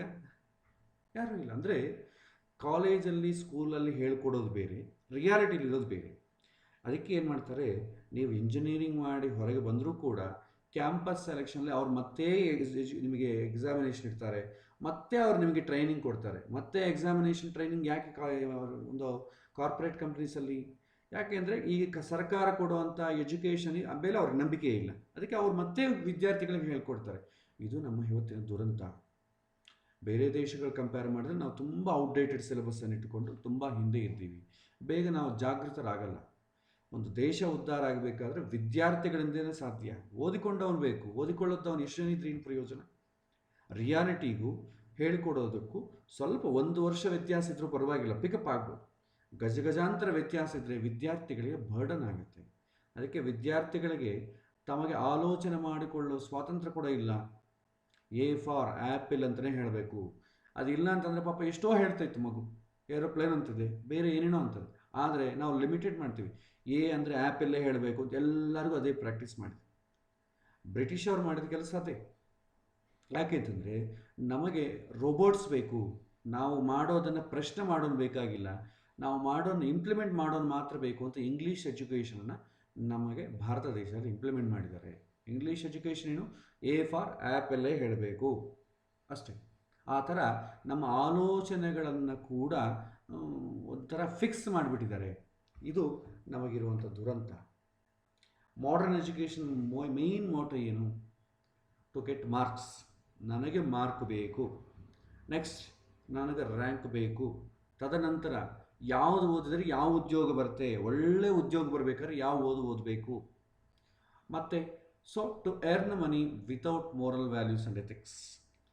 ಯಾಕಿದಂತ ಇದೆ ಅಂತಂದರೆ ನಮ್ಮ ಸಬ್ಜೆಕ್ಟ್ಗಳಲ್ಲಿ ಎಲ್ಲಿ ಕೂಡ ಮಾರಲ್ ವ್ಯಾಲ್ಯೂಸ್, ಎಥಿಕ್ಸ್ ಇರಲ್ಲ. ಶ್ರೀರಾಮನ ಪಾಠ ಇರಲ್ಲ, ಒಂದು ಪೃಥು ಮಹಾರಾಜನ ಪಾಠ ನಮ್ಮ ಸಿಲೆಬಸ್ಸಲ್ಲಿ ಇಡೋದಿಲ್ಲ. ಯಾಕೆ? ಜಾತಿ ಅಹಂಕಾರ ಆಗುತ್ತೆ. ಅದಕ್ಕೋಸ್ಕರ ನಮ್ಮ ಯಾವುದು ಕೂಡ ನಾವು ರಾಮನ ಬಗ್ಗೆ ಆಗಲಿ, ಪೃಥು ಮಹಾರಾಜನ ಬಗ್ಗೆ ಆಗಲಿ, ಪರೀಕ್ಷಿತ ಮಹಾರಾಜನ ಬಗ್ಗೆ ಆಗಲಿ ನಾವು ಹೇಳ್ಕೊಡೋದಿಲ್ಲ. ಆದರೆ ಒಳ್ಳೆ ಮಾರಲ್ ವ್ಯಾಲ್ಯೂಸ್ ಬರಬೇಕು, ಎಥಿಕ್ಸ್ ಬರಬೇಕು ಅಂದರೆ ಹೇಗೆ ಸಾಧ್ಯ? ನಮ್ಮಲ್ಲೆಲ್ಲ ಕೂಡ ಅಕ್ಬರ್ ಬಗ್ಗೆ ತಿಳ್ಕೊತೀವಿ, ಇನ್ನೊಂದು ಅವರ ಮಕ್ಕಳು ಮೊಮ್ಮಕ್ಕಳು ಎಲ್ಲ ಅವರು ನಮ್ಮ ದೇಶವನ್ನು ಹಾಳು ಮಾಡೋರ ಬಗ್ಗೆ ಎಲ್ಲರ ಬಗ್ಗೆ ನಮ್ಮ ಸಿಲೆಬಸ್ಸಲ್ಲಿರುತ್ತೆ. ನಮ್ಮ ದೇಶವನ್ನು ಉದ್ಧಾರ ಮಾಡೋರು ಒಂದು ಕೂಡ ನಮ್ಮ ಸಿಲೆಬಸ್ಸಲ್ಲಿರಲ್ಲ. ಮಕ್ಕಳು ಹೆಂಗೆ ಉದ್ಧಾರ ಆಗಬೇಕು? ಎಥಿಕ್ಸ್ ಹೆಂಗಿರುತ್ತೆ? ಹಾಗಿರಲ್ಲ. ಒಂದೇ ಒಂದು ಸಣ್ಣ ಕಾಮನ್ ಸೆನ್ಸ್ ಮಾಡಿ. ಪ್ರತಿಯೊಬ್ಬ ತಂದೆ ತಾಯಿಗೂ ಕೂಡ ಅವರಿಗೆ ಆಶೆ ಏನಂತಂದರೆ ನನ್ನ ಮಗ ಒಳ್ಳೆತನದಿಂದ ಇರಬೇಕು, ಒಳ್ಳೆತನದಿಂದ ಉದ್ಯೋಗ ಮಾಡಬೇಕು, 4 ಜನದ ಹತ್ರ ಒಳ್ಳೆ ಹೆಸರು ತಂದುಕೊಳ್ಬೇಕು ಅಂತ ಪ್ರತಿಯೊಬ್ಬ ತಂದೆ ತಾಯಿ ಆಸೆ ಪಡೋದಿದೆ. ಆದರೆ ಒಳ್ಳೆಯದು ಅಂತ ಆ ಮಕ್ಕಳಿಗೆ ಯಾವುದನ್ನು ನಾವು ತೋರಿಸ್ತಾ ಇದ್ದೀವ, ಯಾವುದನ್ನು ಇನ್ಪುಟ್ ಕೊಡ್ತಾ ಇದ್ದೀವ? ಮನೆಯಲ್ಲಿ ಒಳ್ಳೆಯತನದ ಸಂಸ್ಕಾರದಿಂದ ನಡೆಕೊಳ್ಳೋ ಸಂಬಂಧವೇ ಇಲ್ಲ. ತಂದೆ ತಾಯಿಗಳು ದುಡ್ಡಿನ ಹಿಂದೆ ಓಡಾಡ್ತಾ ಇರ್ತಾರೆ, ಉದ್ಯೋಗ ದುಡ್ಡು ಓಡಾಡ್ತಾ ಇರ್ತಾರೆ. ಮಕ್ಕಳ ಹತ್ರ ಈ ರೀತಿಯಾಗಿ ಜೀವನ ಮಾಡಬೇಕು ಅಂತ ಹೇಳ್ಕೊಡೋ ಸ್ಥಿತಿ ಇಲ್ಲ, ಅವರು ಆ ಥರ ಇಲ್ಲವೂ ಇಲ್ಲ. ಕಾಲೇಜಲ್ಲಿ ಸಿಲೆಬಸ್ಸಲ್ಲಿ ರಾಮದೇವರ ಬಗ್ಗೆ ಒಂದು ಪಾಠ ಇರಲ್ಲ. ಒಂದು ಪಾಠ ಏನು, ಒಂದು ಪುಸ್ತಕವೇ ಡೆಡಿಕೇಟೆಡ್ ಆಗಿ ರಾಮದೇವರ ಬಗ್ಗೆ ಇದೆಯಾ? ಇಲ್ಲ. ಅರ್ಥಶಾಸ್ತ್ರ ಯಾರೋ ಫಾರಿನ್ನವ್ರು ಬರೆದಿದ್ದು ನಾವು ಓದ್ತೀವಿ. ಕೌಟಲ್ಯ ಬರೆದಂಥ ಅರ್ಥಶಾಸ್ತ್ರ ಇದೆಯಾ? ಚಾಣಕ್ಯ ರಾಜನೀತಿ ಶಾಸ್ತ್ರ ಇದೆಯಾ? ವಿದುರರ ಧರ್ಮಶಾಸ್ತ್ರ ಇದೆಯಾ? ಇಲ್ಲ. ಇನ್ನು ಒಳ್ಳೆಯದೆಂಬುದು ಹೇಗೆ ಇಂಟ್ರಡ್ಯೂಸ್ ಆಗುತ್ತೆ? ಇಲ್ಲ. ಟೀಚರ್ಸ್ಗೆ ಗೊತ್ತಿದೆಯಾ? ಅವ್ರಿಗೆ ಮೆಷಿನ್ಸ್ ಬಗ್ಗೆ, ಜಡ ಫಾರ್ಮುಲಾಸ್ ಬಗ್ಗೆ, E=mc², A+B=² ಇದು ಬರ್ತೀಯ ಹೊರತು ನಮ್ಮ ಸೂತ್ರಗಳು ಏನು ಗೊತ್ತಿಲ್ಲ, ಅದ್ರ ಬಗ್ಗೆ ಹೇಳೋರು ಯಾರೂ ಇಲ್ಲ. ಸಮಾಜದಲ್ಲಿ ಏನಾದರೂ ಇದೆಯಾ? ಮನೆಯಲ್ಲೇ ಇಲ್ಲ. ಸಮಾಜದಲ್ಲಿ ಎಲ್ಲಿರುತ್ತೆ? ಸಮಾಜದಲ್ಲಿ ಕೂಡ ಇದರ ಸಂಬಂಧಪಟ್ಟ ವಿಷಯಗಳಲ್ಲಿ ಕಾಣಲ್ಲ. ಟಿ ವಿ ಮೀಡಿಯಾಲಿ ದೊಡ್ಡ ನಮಸ್ಕಾರ ಇಡಬೇಕು. ಯಾವುದನ್ನು ಹಾಳು ಮಾಡಬೇಕು ಅದೇ ಟಿ ವಿ ಮೀಡಿಯಲ್ಲಿ ತೋರಿಸ್ತಾ ಇರ್ತಾರೆ. ಇನ್ನು ಒಂದು ಚಾನಲ್ ಕೂಡ ನಿಮ್ಮ ಮಕ್ಕಳಿಗೆ ಇದು ಒಳ್ಳೆಯದು ಅಂತ ತೋರಿಸದಿದ್ದಾಗ ಅವ್ರ ಹತ್ರ ಒಳ್ಳೆಯದನ್ನು ಎಕ್ಸ್ಪೆಕ್ಟ್ ಮಾಡಲಿಕ್ಕೆ ಹೆಂಗೆ ಸಾಧ್ಯ? ಸಾಧ್ಯವೇ ಇಲ್ಲ. ಇಲ್ಲಿ ನಮ್ಮ ಒಳ್ಳೆಯದು ಅಂತಂಬೋದು ಕೂಡ ಡೆಫಿನಿಷನ್ ಬೇರೆ. ಒಳ್ಳೆಯದು ಅಂತಂದರೆ ಏನು? ಹೆಚ್ಚಿನ ದುಡ್ಡಿರೋದು ಅಂತ ಅರ್ಥ. ಭಾಳಷ್ಟು ಜನ ವಿವಾಹ ವಿಷಯದಲ್ಲಿ ಬರ್ತಾರೆ, ನಮ್ಮ ಮಗೆ ಒಂದು ಒಳ್ಳೆ ವರ ಬೇಕು ಆಚಾರ್ಯ. ನಾವೇನು ಅಂದ್ಕೊಳ್ತೀವಿ, ಒಳ್ಳೆ ವರ ಬೇಕು ಅಂತ, ಸ್ವಲ್ಪ ಚೆನ್ನಾಗಿ ಒಳ್ಳೆ ಧಾರ್ಮಿಕನಾಗಿದ್ದವನು, ಸ್ವಲ್ಪ ಹೆಂಡತಿ ಮಕ್ಕಳನ್ನ ರಿಲೇಷನ್ಶಿಪ್ ಚೆನ್ನಾಗಿ ನೋಡಿಕೊಳ್ಳೋಣ ನಮ್ಮ ಉದ್ದೇಶ. ಅವರೇ ಅಂತಾರೆ ಒಳ್ಳೆ ಉದ್ಯೋಗ ಇರಬೇಕಾಚಾರೆ, ಒಂದು ಮನೆ ಇರಬೇಕಾಚಾರೆ, ಅಪ್ಪ ಅಮ್ಮ ಮನೆಗೆ ಇರಬಾರ್ದಾಚಾರೆ, ನನ್ನ ಹೆಂಡತಿ ನೋಡ್ಕೋಬೇಕಾಚಾರೆ, ಅಡುಗೆ ಮಾಡು ಅಂತ ಹೇಳಬಾರ್ದಾಚಾರೆ, ಈ ಥರ ಇದನ್ನು ಒಳ್ಳೆಯದು ಅಂತಾರೆ. ಸೊ ಒಳ್ಳೆಯದು ಅಂತಂಬೋದು ನಮ್ಮ ಅನುಕೂಲಕ್ಕೆ ತಕ್ಕ ನಾವು ಚೇಂಜ್ ಮಾಡ್ಕೊಳ್ಬಿಟ್ಟಿದ್ದೀವಿ ನಾವು. ಸೊ ಎಜುಕೇಷನ್ ಚೇಂಜ್ ಆಗಿರೋದ್ರಿಂದ ಪ್ರೊಫೆಷನ್, ಮ್ಯಾರೇಜ್ ಎಲ್ಲ ಕೂಡ ಬದಲಾಗಿದೆ. ಹಿಂದೆ ಎಜುಕೇಷನ್ ಇಲ್ಲದ್ರೂ ಕೂಡ ನಾವು ಯಾರೂ ಇಷ್ಟು ಅನಾಹುತ ಇಲ್ಲ. ನೀವು ಒಂದು ಕೇಸ್ ಸ್ಟಡಿ ಮಾಡಿ, ಹಳ್ಳಿಗಳಲ್ಲಿ ಎಜುಕೇಷನ್ ಇಲ್ಲ, ಸಿಟಿಗಳಲ್ಲಿ ಎಜುಕೇಷನ್ ಜಾಸ್ತಿ ಇದೆ. ಹಳ್ಳಿಗಳಲ್ಲಿ ಕ್ರೈಮ್ ರೇಟ್ ಕಡಿಮೆ ಇದೆ, ಸಿಟಿಯಲ್ಲಿ ಕ್ರೈಮ್ ರೇಟ್ ಜಾಸ್ತಿ ಇದೆ. ಯಾಕೆ? ಓದಿದ ಮೇಲೆ ಕ್ರೈಮ್ ರೇಟ್ ಜಾಸ್ತಿ ಆಗ್ತಾ ಇದೆ, ಹಳ್ಳಿಗಳಲ್ಲಿ ಇಷ್ಟು ಕ್ರೈಮ್ ರೇಟ್ ಇಲ್ಲ.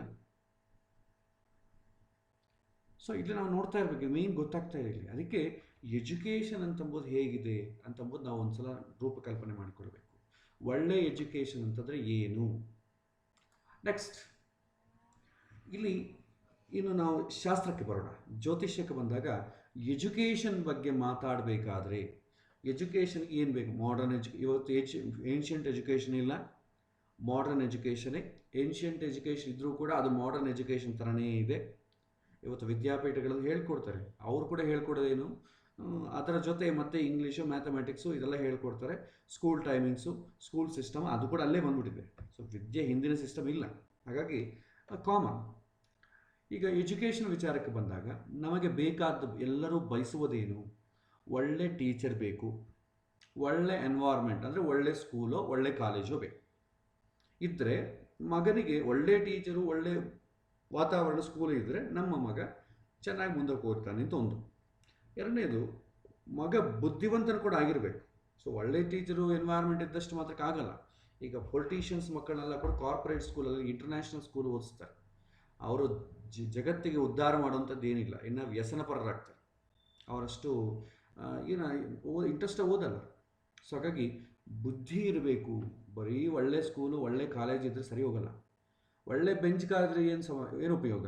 ಅದನ್ನು ಡ್ರೈವಿಂಗ್ ಮಾಡಲಿಕ್ಕೆ ಒಳ್ಳೆ ಸ್ಕಿಲ್ಡ್ ಪರ್ಸನ್ ಬೇಕು. ಇಲ್ಲಾಂದ್ರೆ ಏನಾಗುತ್ತೆ, ಬೆಂಚ್ ಕಾರ್ ಓಡಿಸಿದ್ರು ಒಂದೇ, ಆಲ್ಟೋ ಕಾರ್ ಓಡಿಸಿದ್ರು ಒಂದೇ, ಎಲ್ಲ ಒಂದೇ ಥರನೇ ಇರುತ್ತೆ. ಸೊ ಆ ಕಾರ್ಗೆ ತಕ್ಕಂತೆ ಸ್ಕಿಲ್ಡ್ ಡ್ರೈವರ್ ಕೂಡ ಇರಬೇಕು. ಅದಕ್ಕೆ ಒಳ್ಳೆ ಟೀಚರು, ಒಳ್ಳೆ ಸ್ಕೂಲಿಗೆ ತಕ್ಕಂತೆ ಒಳ್ಳೆ ವಿದ್ಯಾರ್ಥಿ ಬುದ್ಧಿವಂತ ಕೂಡ ಇರಬೇಕು.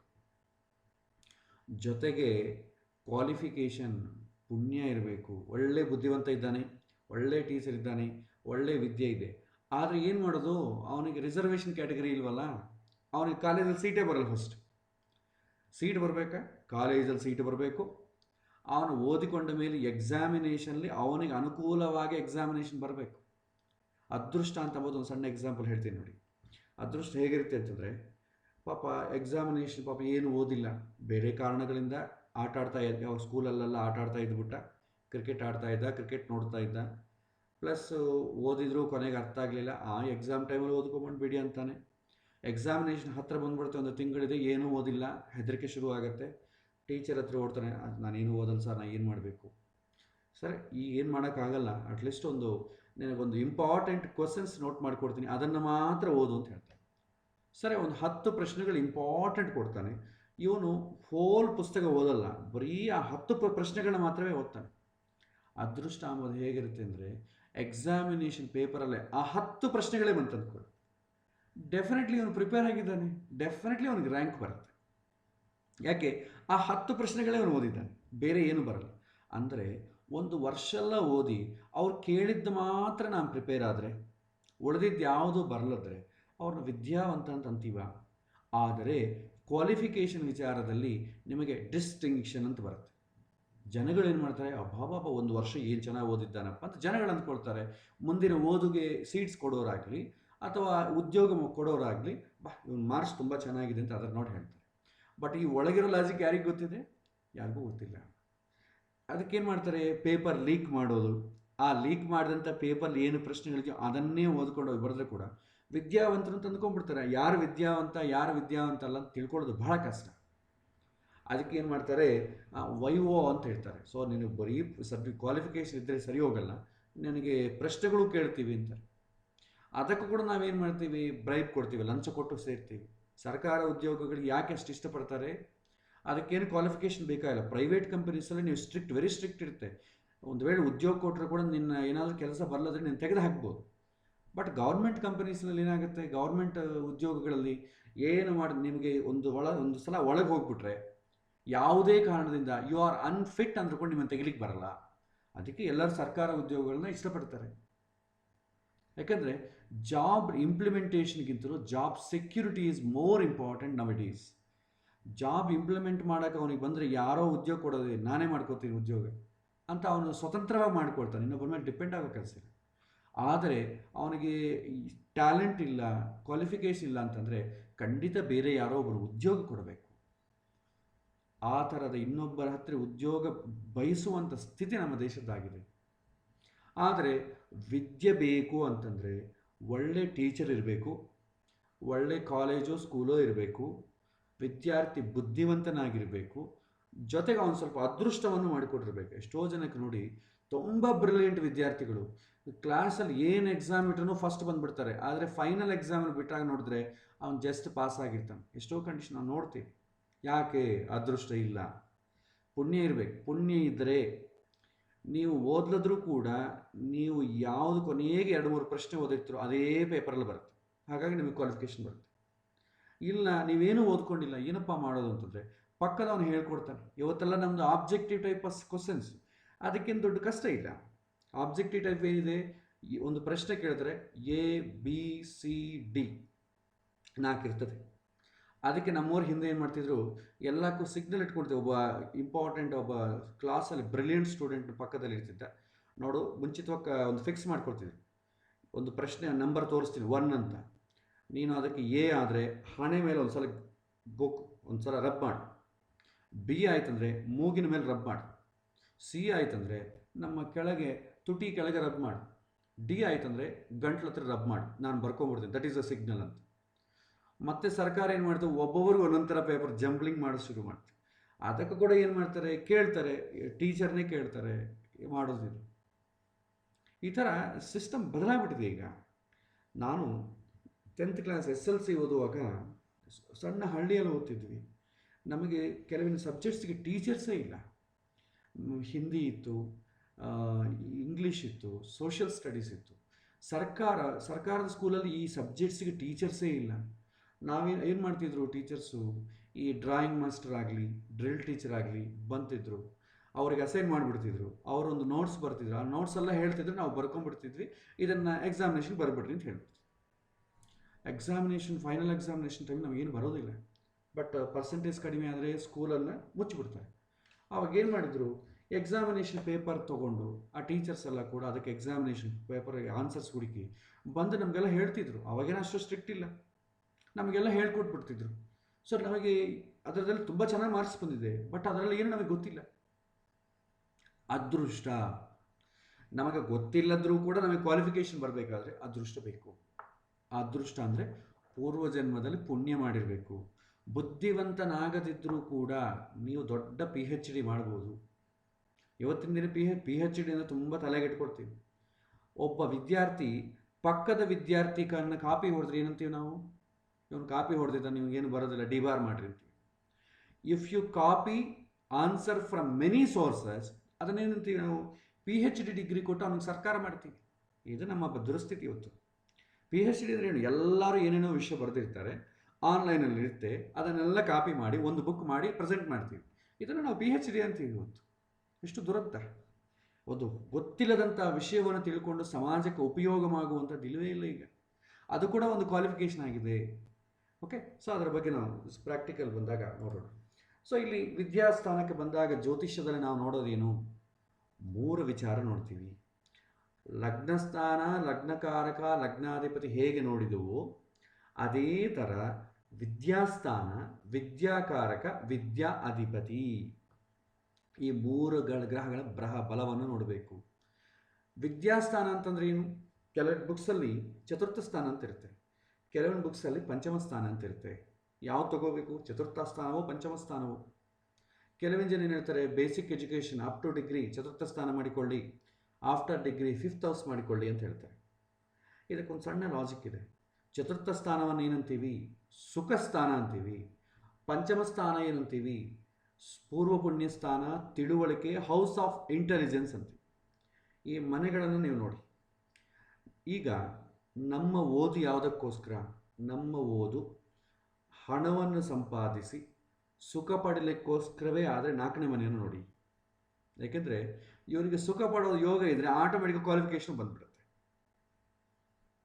ಇಲ್ಲ, ನಾನು ಚೆನ್ನಾಗಿ ವಿದ್ಯೆ ತಿಳ್ಕೊಳ್ಬೇಕು ಅಂತ ಮಾಡ್ತಾ ಇದ್ದೀನಿ. ಹೈಯರ್ ಸ್ಟಡೀಸ್ ಎಲ್ಲ ಕೂಡ ಏನಂತಂದರೆ ಸ್ಪೆಷಲೈಸೇಷನ್ ಎಲ್ಲ ಕೂಡ ಓನ್ ಇಂಟ್ರೆಸ್ಟ್ ಮೇಲೆ ಹೋಗುತ್ತೆ. ದಟ್ ಈಸ್ ಕಂಪಲ್ಸರಿ ಏನೂ ಅಲ್ಲ. ಬಿ ಟೆಕ್ವರೆಗೂ ಕಂಪಲ್ಸರಿ, M.Tech ಮಾಡಿದ್ರೆ ಮಾಡ್ಬೋದು, ಇಲ್ಲದ ಉದ್ಯೋಗಕ್ಕೆ ಹೋಗ್ಬೋದು. ಹೈಯರ್ ಸ್ಟಡೀಸ್ ಎಲ್ಲ ಕೂಡ ಸ್ಪೆಷಲ್ ಇಂಟ್ರೆಸ್ಟ್ ಮೇಲೆ ಹೋಗುತ್ತೆ. ಅದಕ್ಕಾಗಿ ಹೈಯರ್ ಸ್ಟಡೀಸ್ ಎಲ್ಲ 5th ಹೌಸಲ್ಲಿ ನೋಡಿ. ಅವನ ಎಜುಕೇಷನ್ ಬೇಸಿಕ್ ಮೋಟೋ ಓನ್ಲಿ ಉದ್ಯೋಗವನ್ನು ಸಂಪಾದಿಸಿ ದುಡ್ಡು ಪಡೆಯುವುದಕ್ಕೋಸ್ಕರವೇ ಆದರೆ ಅವಾಗೇನು ಮಾಡಬೇಕು? 4th ಹೌಸನ್ನು ನೋಡಬೇಕು. ಇಲ್ಲ, ಅವನು ಓದು ಇನ್ನೂ ಹೆಚ್ಚಿನ ವಿದ್ಯೆಯನ್ನು ಅಭ್ಯಾಸ ಮಾಡಲಿಕ್ಕೆ ಹೈಯರ್ ಸ್ಟಡೀಸ್ಗೆ ಹೋಗಬೇಕು ಅಂತಂದರೆ ಆಗ 5th ಹೌಸನ್ನು ನೋಡಿ. ಈಗ ಪ್ರೆಸೆಂಟ್ ನಮ್ಮ ಕೇಸಲ್ಲಿ ಮೆಜಾರಿಟಿ ಪೀಪಲ್ ಉದ್ದೇಶ ಏನು? ಓದಿಕೊಳ್ಳೋದು ಯಾಕೆ? ಉದ್ಯೋಗ ತಂದುಕೊಳ್ಳಿಕ್ಕೆ. ಉದ್ಯೋಗ ಯಾಕೆ? ದುಡ್ಡು ಮಾಡಲಿಕ್ಕೆ. ಒಳ್ಳೆ ಓದೋದ್ರೆ ಒಳ್ಳೆ ಉದ್ಯೋಗ ಬರುತ್ತೆ, ಒಳ್ಳೆ ಉದ್ಯೋಗ ಬಂದರೆ ಒಳ್ಳೆ ದುಡ್ಡು ಬರುತ್ತೆ, ಒಳ್ಳೆ ದುಡ್ಡು ಬಂದರೆ ಒಳ್ಳೆ ಹೆಂಡತಿ ಅಥವಾ ಗಂಡ ಸಿಗ್ತಾರೆ. ಇಷ್ಟೇ ಲಾಜಿಕ್ ಅದಕ್ಕೆ. ಹಾಗಾಗಿ ಇದೆಲ್ಲ ಕೂಡ ಹೌಸ್ ಆಫ್ ಲಕ್ಸರಿ ಆದ ಕಾರಣ 4th ಹೌಸನ್ನೇ ನೋಡಿ. ಸ್ಪೆಷಲ್ ಕಂಡೀಷನಲ್ಲಿ 5th ಹೌಸ್ ನೋಡಬೇಕು. ಸದ್ಯಕ್ಕೆ 4th ಹೌಸೇ ನಾವು ನೋಡೋಣ.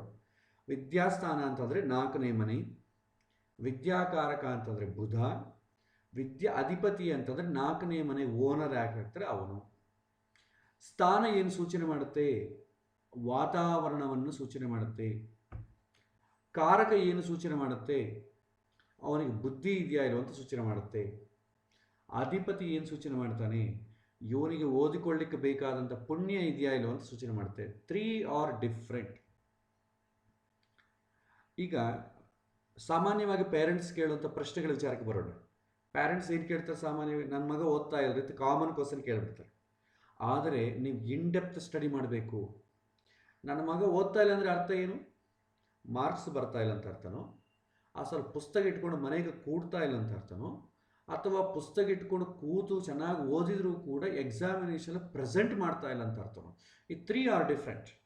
ಆದರೆ ಅವ್ರು ಕೇಳೋ ಕಾಮನ್ ಕ್ವಶನ್ ಏನು? ನನ್ನ ಮಗ ಓದ್ತಾ ಇಲ್ಲರಿ ಅಂತ ಕೇಳ್ತಾರೆ. ಆದರೆ ನೀವು ಅದನ್ನು ಸ್ವಲ್ಪ ಬಿಡಿಸಬೇಕು, ಸ್ವಲ್ಪ ಎಕ್ಸ್ಟ್ರಾಕ್ಟ್ ಮಾಡಬೇಕು ಕ್ವಶನ್ನು. ಅದನ್ನು ಹೇಳ್ತೀನಿ ನೋಡಿ. 3 ಥರ ಪ್ರಶ್ನೆಗಳಿದೆ. ನನ್ನ ಮಗ ಓದ್ತಾ ಇಲ್ಲ ಅಂತಂದರೆ ಇಮಿಡಿಯೇಟ್ಲಿ ಪ್ರಶ್ನೆ ಕೇಳಬೇಕು. ನಿನ್ನ ಮಗನ ಮಾರ್ಕ್ಸ್ ಹೇಗೆ ಬರ್ತಾ ಇದೆ? ಇಲ್ಲ, ಮಾರ್ಕ್ಸ್ ಬರ್ತಾ ಇದೆ, 75% ಬರ್ತಾ ಇದೆ, ಬುದ್ಧಿವಂತನ, ಅದೇನು ತೊಂದರೆ ಇಲ್ಲ. ಆದರೆ ಇನ್ನೂ ಪುಸ್ತಕ ಇಟ್ಕೊಂಡು ಕೂತು ಓದಿದ್ರೆ 99% ಬರ್ಬೋದಲ್ವ, 105% ಬರ್ಬೋದಲ್ವ ಅಂತ ಅವ್ರ ತಂದೆಗಳ ಎಕ್ಸ್ಪೆಕ್ಟೇಷನ್. ಓದ್ತಾನೆ, ಮಾರ್ಕ್ಸ್ ಬರ್ತಾ ಇದೆ, ಸ್ಕೂಲ್ ಫಸ್ಟ್ ಬರ್ತಿದ್ದಾನೆ, ಸ್ಕೂಲಲ್ಲಿ 1, 2, 3 ಇದ್ದಾನೆ, ಓಕೆ, ಅಂದರೆ ಏನು? ಓದ್ತಾ ಇದ್ದಾನೆ, ಬುದ್ಧಿವಂತ ಅಂತ ಅರ್ಥ ಆಯ್ತು. ಆದರೆ ಅವ್ರ ತಂದೆ ತಾಯಿಗಳ ಪ್ರಾಬ್ಲಮ್ ಏನು? ಮನೆಗೆ ಪುಸ್ತಕ ಇಟ್ಟುಕೊಂಡು ಸುಮ್ಮನೆ ಟೈಮ್ ವೇಸ್ಟ್ ಮಾಡ್ತಾ ಇದ್ದಾನೆ, ಆ ಟೈಮನ್ನು ಕೂಡ ಓದಿದರೆ ಇನ್ನೂ ಜಾಸ್ತಿ ಮಾರ್ಕ್ಸ್ ಬರ್ತಲ್ವ, ಅದಕ್ಕೋಸ್ಕರ. ಹಾಗಾಗಿ ಫಸ್ಟ್ ಕೇಸ್ ಏನಂತಂದರೆ ಅವನು ಸರಿಯಾಗಿ ವಾತಾವರಣ ಏನಿದೆ, ಅವನು ವಾತಾವರಣದಲ್ಲಿ ಸರಿಯಾಗಿ ಓದ್ತಾ ಇಲ್ಲ, ಓದೋ ವಾತಾವರಣ ಮನೆಗಿಲ್ಲ ಅಂತ. ಸೆಕೆಂಡ್ ಕ್ವಶನ್, ನನ್ನ ಮಗ ಓದ್ತಾನೆ ರೀ, ಯಾವಾಗ ನೋಡ್ರೂ ಪುಸ್ತಕ ಇಟ್ಕೊಂಡು ಓದ್ತಾನೆ, ಒಂದು ಪ್ರಶ್ನೆನ ಮತ್ತೆ ಮತ್ತೆ ಕೇಳ್ತಾನೆ, ಸ್ಕೂಲಿಗೆ ಹೋಗಿ ಬರ್ತಾನೆ, ರೆಗ್ಯುಲರ್ ಆಗಿದ್ದಾನೆ, ಏನು ಕೆಟ್ಟ ಹವ್ಯಾಸ ಇಲ್ಲ, TV ನೋಡಲ್ಲ, ಏನು ಮಾಡಲ್ಲ. ಆದರೆ ಮಾರ್ಕ್ಸ್ ಮಾತ್ರ ಬರ್ತಾ ಇಲ್ಲ. ಯಾಕೆಂದರೆ ಸ್ಮರಣ ಶಕ್ತಿ ಕಡಿಮೆ ಇದೆ. ಬುದ್ಧಿ ವೀಕ್ ಆದರೆ ಏನಾಗುತ್ತೆ? ತಲೆಯೊಳಗೆ ಸ್ಟೋರ್ ಮಾಡ್ಕೊಳ್ಳೋದು ಕಷ್ಟ, ಸ್ಟೋರ್ ಮಾಡಿದ್ದನ್ನು ಮತ್ತೆ ರೀಕಾಲ್ ಮಾಡೋದು ಕಷ್ಟ. ಹಾಗಾಗಿ ಬುದ್ಧಿ ವೀಕ್ ಆಗಿದೆ ಅಂತ ಅರ್ಥ. ಥರ್ಡ್ ಕ್ಯಾಟಗರಿ, ಒಳ್ಳೆ ಬುದ್ಧಿವಂತ ಇದ್ದಾನೆ, ಒಳ್ಳೆ ಸ್ಕೂಲಲ್ಲಿ ಹಾಕಿದ್ದೀವಿ, ಆದರೆ ಯಾಕೋ ಏನೋ ಮಾರ್ಕ್ಸೇ ಬರ್ತಾ ಇಲ್ಲ ಆಚಾರ್ಯ, 2 ಸಲ ಡಿಸ್ಕಂಟಿನ್ಯೂ ಆಯಿತು. ಭಾಳ ಜನ ನಿಮ್ಮ ಹತ್ರ ಕೇಳ್ತಾರೆ, ನಮ್ಮ ಮಗ ಒಳ್ಳೆ ಬ್ರಿಲಿಯಂಟ್ ಆಚಾರ್ಯ, ಇಂಟರ್ಮೀಡಿಯೇಟ್ PUC ತುಂಬ ಬ್ರಿಲಿಯಂಟಾಗಿ ಓದ್ತಿದ್ದ, ಇದ್ದಕ್ಕಿದ್ದಾಗೆ ಇಂಜಿನಿಯರಿಂಗಲ್ಲಿ ಏನಾಯಿತು ಅವನಿಗೆ, ಅವನು ಅಸಲು ಈ ವರ್ಷ ಪಾಸ್ ಆಗ್ತಾನೆ ಇದೆಯೋ ಅಂತ ನಮಗೆ ಹೆದರಿಕೆ ಆಗಿದೆ ಆಚಾರ್ಯ, ಈ ಥರ ಪ್ರಶ್ನೆ ಕೇಳ್ತಾರೆ. ಇದಕ್ಕೇನು? ಅದೃಷ್ಟ. ಯಾಕಂದರೆ ಆಲ್ರೆಡಿ ಚೆನ್ನಾಗಿ ಓದ್ತಾ ಇದ್ದವನೇ, ಇದ್ದಕ್ಕಿದ್ದಾಗ ಏನಾಯಿತು? ಅದಕ್ಕೆ ಅದೃಷ್ಟ, ಪೂರ್ವಜನ್ಮದ ಪುಣ್ಯದಲ್ಲಿ ಎಲ್ಲೋ ಡಿವಿಯೇಟ್ ಆಗಿದೆ, ಅದನ್ನು ನೀವು ಹುಡುಕೊಳ್ಳಬೇಕು. ಈ 3 ಸಪ್ರೇಟ್ ಕ್ಯಾಟಗರೀಸು, ಇದನ್ನು ನಾನು ನಿಮಗೆ ಎಕ್ಸ್ಪ್ಲೈನ್ ಮಾಡ್ತೀನಿ. ಈಗ 4ನೇ ಮನೆಯನ್ನು ತಗೊಳ್ತೀವಿ. ಸೊ ಕೇಸ್ ಸ್ಟಡಿ ಮಾಡೋಣ. ಕೇಸ್ 1ನಲ್ಲಿ ಒಳ್ಳೆ ಎನ್ವೈರ್ಮೆಂಟ್ ಇಲ್ಲ, ವಿದ್ಯೆ ಓದಿಕೊಳ್ಳಿಕ್ಕೆ ಬೇಕಾದಂಥ ಒಳ್ಳೆ ಎನ್ವೈರ್ಮೆಂಟ್ ಇಲ್ಲ ಅಂದ್ಕೊಳ್ಳೋಣ. ವಿದ್ಯಾಕಾರಕನಾದಂಥ ಬುಧ ತುಂಬ ಚೆನ್ನಾಗಿದ್ದಾನೆ, ಉಚ್ಚ ಸ್ಥಾನದಲ್ಲಿದ್ದಾನೆ, ಸ್ವಕ್ಷೇತ್ರದಲ್ಲಿದ್ದಾನೆ, ಶುಭ ಗ್ರಹಗಳ ಜೊತೆ ಇದ್ದಾನೆ, ಶುಭ ಸ್ಥಾನಗಳಲ್ಲಿದ್ದಾನೆ, ಶುಭ ಗ್ರಹಗಳ ದೃಷ್ಟಿ ಇದೆ ಅಂತ ಅಂದ್ಕೊಳ್ಳಿ. ಸೆಕೆಂಡ್, ಬುದ್ಧಿ ಚೆನ್ನಾಗಿದೆ, ಅದೃಷ್ಟ ಕೂಡ ಚೆನ್ನಾಗಿದೆ. ಅದೃಷ್ಟ ಚೆನ್ನಾಗಿರೋದ್ರಿಂದ ಪಾಸ್ ಆಗ್ತಾನೆ, ಮಾರ್ಕ್ಸ್ ಬರ್ತಾ ಇದೆ. ಬುದ್ಧಿ ಚೆನ್ನಾಗಿರೋದ್ರಿಂದ ಚೆನ್ನಾಗಿ ಶಾರ್ಟೆಸ್ಟ್ ಟೈಮಲ್ಲಿ ಪ್ರೆಸೆಂಟ್ ಮಾಡ್ತಾನೆ, ಎಲ್ಲರಿದ್ದಾಗಿಂದ ಅವನೇನು ಓದ್ಕೊಳ್ಳಲ್ಲ, ಆಟ ಆಡ್ತಾನೆ ಇರ್ತಾನೆ. ಆದರೆ ಎಕ್ಸಾಮಿನೇಷನಲ್ಲಿ ಮಾತ್ರ ಒಳ್ಳೆ ಮಾರ್ಕ್ಸ್ ಬರುತ್ತೆ. ಅಥವಾ ಟೀಚರ್ ಏನು ಕೇಳಿದ್ರು ಸ್ಪೀಡ್ ಹೇಳ್ತಾನೆ, ಆದರೆ ಅವನು ಓದೋದಿಲ್ಲ. ಈ ಥರ ಸ್ಟೂಡೆಂಟ್ ಇವನು. ಆದರೆ ಎನ್ವಾರ್ಮೆಂಟ್ ಪ್ರಾಬ್ಲಮ್ ಇದೆ. ಚತುರ್ಥ ಸ್ಥಾನದಲ್ಲಿ ಏನಾದರೂ ಪಾಪಗ್ರಹಗಳಿರೋದು, ಪಾಪಗ್ರಹಗಳೇನಾದರೂ ನೋಡಿದರೆ ಆ ಕೇಸಲ್ಲಿ ಏನಾಗುತ್ತೆ ಅಂತಂದರೆ, ಆ ವಿದ್ಯಾರ್ಥಿ ಓದಿಕೊಳ್ಳಲಿಕ್ಕೆ ಬೇಕಾದಂಥ ವಾತಾವರಣ ಇಲ್ಲ. ಎರಡು ಕಾರಣ. ಒಂದು, ಮನೆಗೆ ಏನಾದರೂ ಕೆಲಸ ಹೇಳ್ತಾ ಇರ್ಬೋದು. ಸೊ ಅದು ಏನು ಓದ್ತಪ್ಪ, ಕೆಲಸ ಮಾಡು, ಆ ಕೆಲಸ ಮಾಡು ಅಂತ ಹೇಳ್ತಾ ಇರ್ಬೋದು. ಇದು ಒಂದು ಕಂಡೀಷನು. ಎರಡನೇ ಕಂಡೀಷನು, ಅತಿಯಾದಂಥ ಅವನಿಗೆ ಸೌಕರ್ಯಗಳು ಮಾಡಿಕೊಟ್ಬಿಡ್ತಾರೆ. ಅವನಿಗೆ ಸಪ್ರೇಟ್ ರೀಡಿಂಗ್ ರೂಮ್ ಅಂತ ಸಪ್ರೇಟ್ ರೂಮು, ಅವನಿಗೋಸ್ಕರ ಸಪ್ರೇಟ್ ಕಂಪ್ಯೂಟರು, ಅವನಿಗೆ ಸಪ್ರೇಟ್ ಬೈಕು, ಅವನಿಗೆ ಸಪ್ರೇಟ್ ಸೆಲ್ ಫೋನು, ಅದರಲ್ಲಿ ಕರೆನ್ಸಿ, ಅವನಿಗೆ ಪಾಕೆಟ್ ಮನಿ, ಇಷ್ಟೆಲ್ಲ ಕೊಟ್ಟ ಮೇಲೆ ಅವನು ಹೆಂಗೆ ಓದ್ತಾನೆ? ಎಲ್ಲ ಅವನಿಗೆ ಸುಖ ಪಡಲಿಕ್ಕೆ ಬೇಕಾದ್ದೆಲ್ಲ ಕೊಟ್ಟರೆ ಅವನು ಸುಖ ಪಡ್ತಾನೆ, ಓದ್ತಾನೆ. ಈ ಕಾರಣದಿಂದ ಕೂಡ ಒಂದು ವೇಳೆ ಫೆಸಿಲಿಟೀಸ್ ಇಲ್ಲದ್ರೂ ಓದೋಕ್ಕಾಗಲ್ಲ, ಟೂ ಮಚ್ ಆಫ್ ಫೆಸಿಲಿಟೀಸ್ ಇದ್ರೂ ಓದೋಕ್ಕಾಗಲ್ಲ. ಇದರಿಂದ ಏನಾಗುತ್ತೆ, ಎನ್ವೈರ್ಮೆಂಟ್ ಪ್ರಾಬ್ಲಮ್ ಆಗುತ್ತೆ. ಅವನು ಓದೋಲ್ಲ, ಬಟ್ ಮಾರ್ಕ್ಸ್ ಬರುತ್ತೆ. ತಂದೆ ತಾಯಿಗಳ ಗಲಾಟೆ ಏನು, ನನ್ನ ಮಗ 99 ಬರಬೇಕು, 99 ಬಂದ್ರೆ ರೆಪ್ಯೂಟೆಡ್ ಕಾಲೇಜಲ್ಲಿ ಸೀಟ್ ಬರುತ್ತೆ. 99 ಎಷ್ಟು ಜನಕ್ಕೆ ಬರುತ್ತೆ? ರ್ಯಾಂಕ್ ಎಷ್ಟು ಜನಕ್ಕೆ ಬರುತ್ತೆ? ಯಾರೋ ಒಬ್ಬನಿಗೆ ಬರುತ್ತೆ. ಆ ಮಗ ನನ್ನವನಾಗಿರಬೇಕು ಆ ರ್ಯಾಂಕ್ ಬರೋದು. ಈ ಥರ ತಂದೆ ತಾಯಿಗಳ ಛಲ ಇರುತ್ತೆ. ಅದಕ್ಕೆ ಚತುರ್ಥ ಸ್ಥಾನವನ್ನು ನೋಡಿ. ಚತುರ್ಥ ಸ್ಥಾನ ಚೆನ್ನಾಗಿತ್ತು ಅಂದ್ಕೊಳ್ಳಿ, ಓದಿಕೊಳ್ಳಿಕ್ಕೆ ವಾತಾವರಣ, ಅವನಿಗೆ ಇಂಟ್ರೆಸ್ಟು ಬರುತ್ತೆ. ಚೆನ್ನಾಗಿಲ್ಲ ಅಂತಂದರೆ ಆ ವಾತಾವರಣ ಇರಲ್ಲ, ಇಂಟ್ರೆಸ್ಟು ಬರಲ್ಲ. ಇನ್ನು ಓದಿಕೊಳ್ಳಿಕ್ಕೆ ಪ್ರತಿಬಂಧಕಗಳೇನು? ಓದಿಕೊಳ್ಳಲಿಕ್ಕೆ ಮೇನ್ ಶತ್ರು ಯಾರು ಅಂದರೆ ಲೇಜಿನೆಸ್. ನಾಳೆ ಓದ್ಕೊಳ್ಳೋಣ, ನಾಡಿದ್ದು ಓದ್ಕೊಳ್ಳೋಣ, ಎಕ್ಸಾಮಿನೇಷನ್ ಡೇಟ್ ಬಂದುಬಿಡುತ್ತೆ. ಸೊ ಹಾಗೆ ನಿಧಾನ ಓದ್ಕೊಳ್ತಾ ಇರ್ತಾನೆ. ನೆಕ್ಸ್ಟ್ ಏನು, ಫ್ರೆಂಡ್ಸ್. ಈ two much of friends. Good friends ಅಂತಾರೆ, ಅದು ಗುಡ್ಡೋ ಬ್ಯಾಡೋ ಅಂತ ಅಂಬೋದು ಸಿಚುವೇಶನ್ ಮೇಲೆ ಹೇಳ್ಬೋದು. ಸೊ ಈ ಫ್ರೆಂಡ್ಸಿಂದ ಅಟೆನ್ಷನ್ ಡೈವರ್ಟ್ ಆಗೋದು. ಕಂಬೈನ್ಡ್ ಸ್ಟಡಿ ಅಂತಾರೆ. ಅವ್ರು ಏನು ಕಂಬೈನ್ಡ್ ಸ್ಟಡಿ ಮಾಡ್ತಾರೆ ನಮಗೆ ಗೊತ್ತಾಗೋದಿಲ್ಲ. ಫ್ರೆಂಡ್ಸ್ ಜೊತೆ ಪಿಕ್ನಿಕ್ ಮಾಡದೆ ಒಂದು ಬೈಕ್ ತೊಗೋತಾರೆ, ಆ ಬೈಕ್ ಎಲ್ಲೋ ಹೋಗ್ತಾ ಇರ್ತಾರೆ. ಒಳ್ಳೆ ಓದಿಕೊಳ್ಳೋನಿಗೆ ಬೈಕ್ ಯಾಕೆ ಬೇಕಾಗಿದೆ? ಒಳ್ಳೆ ಸೆಲ್ ಫೋನ್ ಯಾಕೆ ಬೇಕಾಗಿದೆ? ಇದ್ಯಾವುದು ಬೇಕಾಗಿಲ್ಲ. ಇದು ಯಾವುದೂ ಇಲ್ಲದಾಗ ಕೂಡ ಬೀದಿ ದೀಪಗಳಲ್ಲಿ ಕೂತು ಓದಿ ದೊಡ್ಡ ದೊಡ್ಡ ಮಹಾನುಭಾವರಾದವರಿದ್ದಾರೆ. Next, social addictions. ಹಿಂದಿನ ಕಾಲ ಸೋಷಿಯಲ್ ಅಡಿಕ್ಷನ್ ಅಂತಂದರೆ ಮಕ್ಕಳು ಯಾವಾಗೂ ಆಟ ಆಡ್ತಾ ಇರೋ, ಹೊರಗೆ ಇರೋದು. ಈಗ ಮನೆಗೆ ಇರ್ತಾರೆ, ಹೊರಗೆ ಹೋಗಲ್ಲ ಅವರು. ಎಲ್ಲ ಒಂದು ಸೆಲ್ ಫೋನ್ ಇಟ್ಕೊತಾರೆ, ಟೆಂಪಲ್ ರನ್ನು ಯಾವುದೋ ಒಂದು ಗೇಮ್ ಮಾಡ್ಕೊಂತ ಕೂತಿರ್ತಾರೆ. ವಾಟ್ಸಾಪಲ್ಲಿ ಚಾಟ್ ಮಾಡ್ಕೊಳ್ತಾ ಇರೋದು, ಈ ಟಿಕ್ಟಾಕ್ ವೀಡಿಯೋಸ್ ಮಾಡ್ಕೊಳ್ತಾ ಇರೋದು. ಇದೆಲ್ಲ ಯಾರು ಮಾಡೋ ಕೆಲಸ? ಏನು ಕೆಲಸ ಇಲ್ಲದವ್ರು ಮಾಡ್ತಾರೆ. ಅದು ಯಾರು? ವಿದ್ಯಾರ್ಥಿಗಳು ಮಾಡ್ತಾ ಕೂತಿರ್ತಾರೆ. ಸೊ ಸೋಷಿಯಲ್ ಅಡಿಕ್ಷನ್ಸ್ ಇದು ಕೂಡ general cause. Next dietary plan. ಅವ್ರು ತಿಂಬೋ ಆಹಾರ ಪದಾರ್ಥಗಳು ಚಟ ಆಯ್ತು ಅಂದ್ಕೊಳ್ಳಿ, ಓದೇನು ಓದ್ತಾರೆ? ಈಗ ಅವನಿಗೆ ಮದ್ಯಪಾನ ಅಭ್ಯಾಸ ಆಗೋಯ್ತು ಅಂದ್ಕೊಳ್ಳಿ, ಅವನು ಓದ್ತಾನ? ಫ್ರೆಂಡ್ಸ್ ಜೊತೆ ಪಾರ್ಟಿ ಮಾಡ್ಕೊಳ್ಳೋ ಶುರುವಾಗುತ್ತೆ. ಬರ್ತ್ಡೇಗೂ ವೈನ್ ತಂದಿದ್ದೀರಾ, ಬಾಟಲ್ಸ್ ತಂದಿರಾ, ನ್ಯೂ ಇಯರ್ ಬಾಟಲ್ಸ್ ರೆಡಿ ಮಾಡ್ಕೊಳ್ಳಿ, ಕಾಂಟ್ರಿಬ್ಯೂಷನು, ಇದೆಲ್ಲ ನಾವು ನೋಡ್ತಾನೇ ಇದ್ದೀವಿ. ಇನ್ನು ಎಕ್ಸ್ಟ್ರೀಮ್ ಕೇಸಸ್ಲಿ ಡ್ರಗ್ಸು, LSD ಕೂಡ ನಮಗೆ ಅಭ್ಯಾಸ ಇದಲ್ವ, ಹುಡುಗರನ್ನ ನಾವು ಟಿ ವಿ ನೋಡ್ತಾ ಇದ್ದೀವಲ್ಲ, ವ್ಯಸನ ಆಗೋಗ್ತಾ ಇದೆ. ಡೈಟ್ರಿ ಪ್ಲ್ಯಾನ್ ಕೂಡ ಹಾಗೆ ಇರುತ್ತೆ. So these are the general causes. ಈ ಒಂದು ವಾತಾವರಣ ಪ್ರಾಬ್ಲಮ್ ಬಂದಿದೆ ಅಂತ ಹೇಳೋಕ್ಕೆ these are the general causes. ಆಚಾರ್ಯ, ವಾತಾವರಣ ಪ್ರಾಬ್ಲಮ್ ಏನು ಮಾಡಬೇಕು ಅಂದರೆ ಯಾವ ದೇವ್ರನ್ನ ಹೇಳಬೇಕು? ಲೇಜಿನೆಸ್ ಹೋಗ್ಬೇಕಂದ್ರೆ ಯಾವ ದೇವರು? ಫ್ರೆಂಡ್ಸಿಂದ ಸ್ವಲ್ಪ ಕೆಟ್ಟದಕ್ಕೆ ದೂರ ಇರಬೇಕಂದ್ರೆ ಯಾವ ದೇವ್ರ ಪೂಜೆ ಮಾಡಬೇಕು? ಏನು ಹೋಮ ಮಾಡಬೇಕು? ಸೋಷಿಯಲ್ ಅಡಿಕ್ಷನ್ ಹೋಗ್ಬೇಕಾದ್ರೆ, ವಾಟ್ಸಾಪನ್ನು ದೂರ ಮಾಡಬೇಕಾದ್ರೆ ಯಾವ ದೇವರಿದ್ದಾರೆ? ಫೇಸ್ಬುಕ್ಕನ್ನು ದೂರ ಮಾಡಬೇಕಾದ್ರೆ ಯಾವ ದೇವರಿದ್ದಾರೆ? ಇದಾಗಿ ಈ ಡ್ರಗ್ಸಿಗೆ ದೂರ ಇರಬೇಕಾದ್ರೆ ಯಾವ ದೇವರಿದ್ದಾರೆ?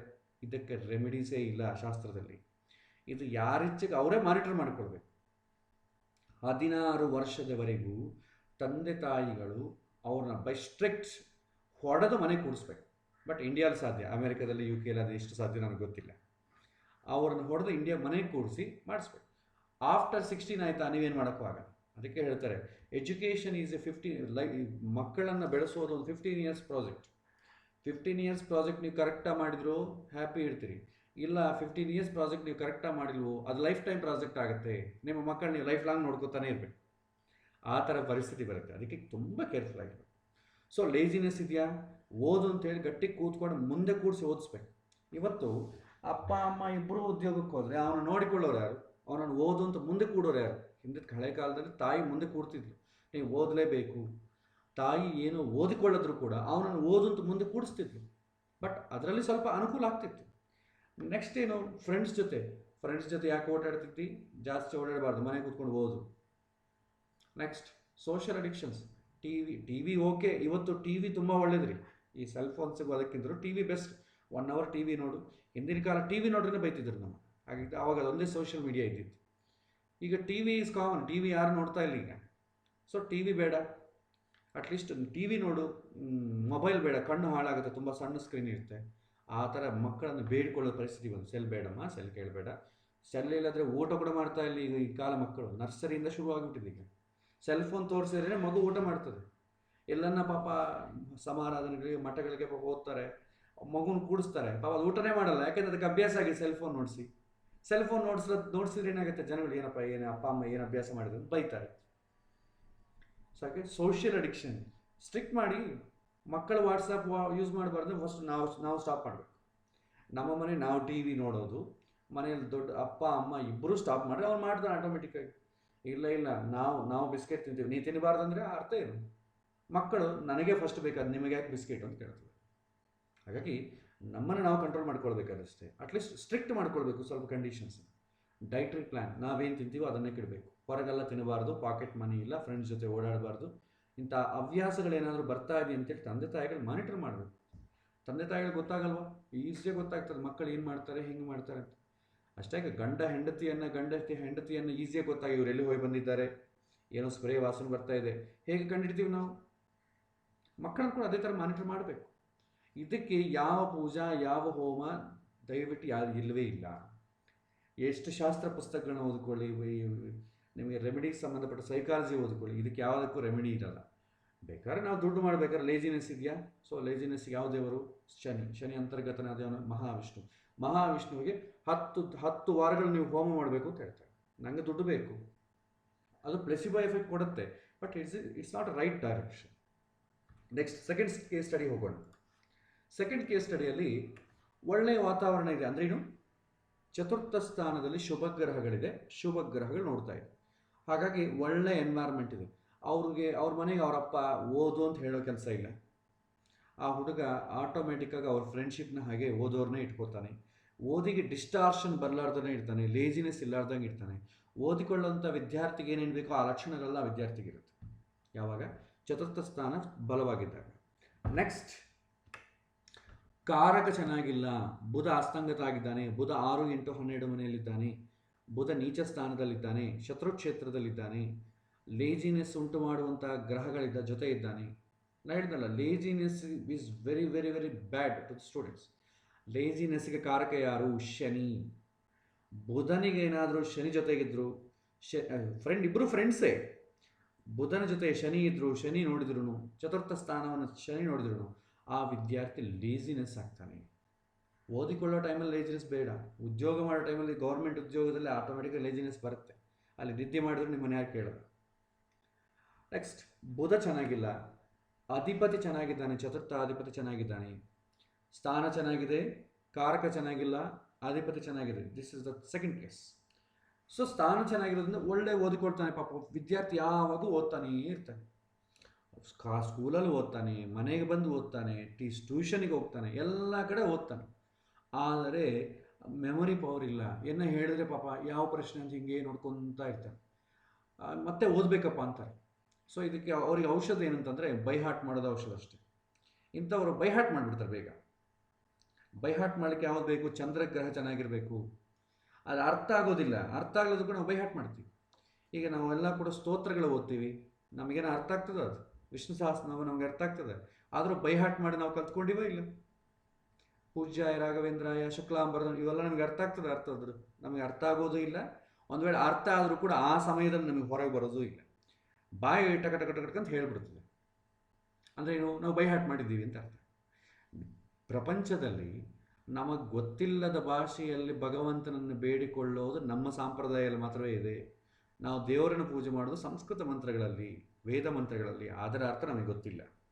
ನಮಗೆ ಗೊತ್ತಿಲ್ಲದ ಭಾಷೆದಲ್ಲಿ ನಾವು ರಿಕ್ವೆಸ್ಟ್ ಮಾಡ್ಕೊಳ್ತೀವಿ ದೇವರನ್ನು. ಬಟ್ ದೇವ್ರಿಗೆ ಗೊತ್ತು, ಇವ್ರಿಗೆ ಪಾಪ ಗೊತ್ತಿಲ್ಲ, ಏನೋ ಅನುಗ್ರಹ ಮಾಡೋಣ ಅಂತ ಆತ ನಮ್ಮ ಮೇಲೆ ಕಾರುಣ್ಯ ತೋರಿಸ್ತಾನೆ, ಅದು ಬೇರೆ ವಿಷಯ. ಬುದ್ಧಿ ಇರಬೇಕು. ಬುದ್ಧಿ ಇದ್ರೆ ಏನಾಗುತ್ತೆ, ಸ್ಕೂಲಲ್ಲಿ ಹೇಳಿದ ಆಟೋಮೆಟಿಕ್ಕಾಗಿ ಪ್ರೆಸೆಂಟ್ ಮಾಡ್ತಾನೆ, ಅದಕ್ಕೇನು ಮತ್ತೆ ಓದಿ ಕೂತ್ಕೊಳ್ಳೋದು ಬೇಕಾಗಿಲ್ಲ.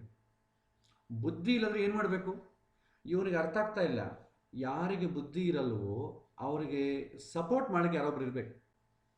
ಅವನು ಆ ಪ್ರಶ್ನೆಗೆ ಅಂತ ಏನೋ ಅಂತ ಇರ್ತಾನೆ, ಆ ಪ್ರಶ್ನೆಗೆ ಆನ್ಸರ್ ಒಂದು 2 ಲೈನ್ ಎತ್ತಿಕೊಟ್ರೆ ಅವನು ಸ್ಟಾರ್ಟ್ ಮಾಡಿಬಿಡ್ತಾನೆ. ಮತ್ತೆ ಸ್ಟಾರ್ಟಿಂಗ್ ಟ್ರಬಲ್ ಅಂತಾರೆ, ಅದಕ್ಕೂ ಕೂಡ ಇದೇ ಕಾರಣ. ಎಕ್ಸಾಮಿನೇಷನಲ್ಲಿ ಕನ್ಫ್ಯೂಸ್ ಆಗ್ತಾನೆ.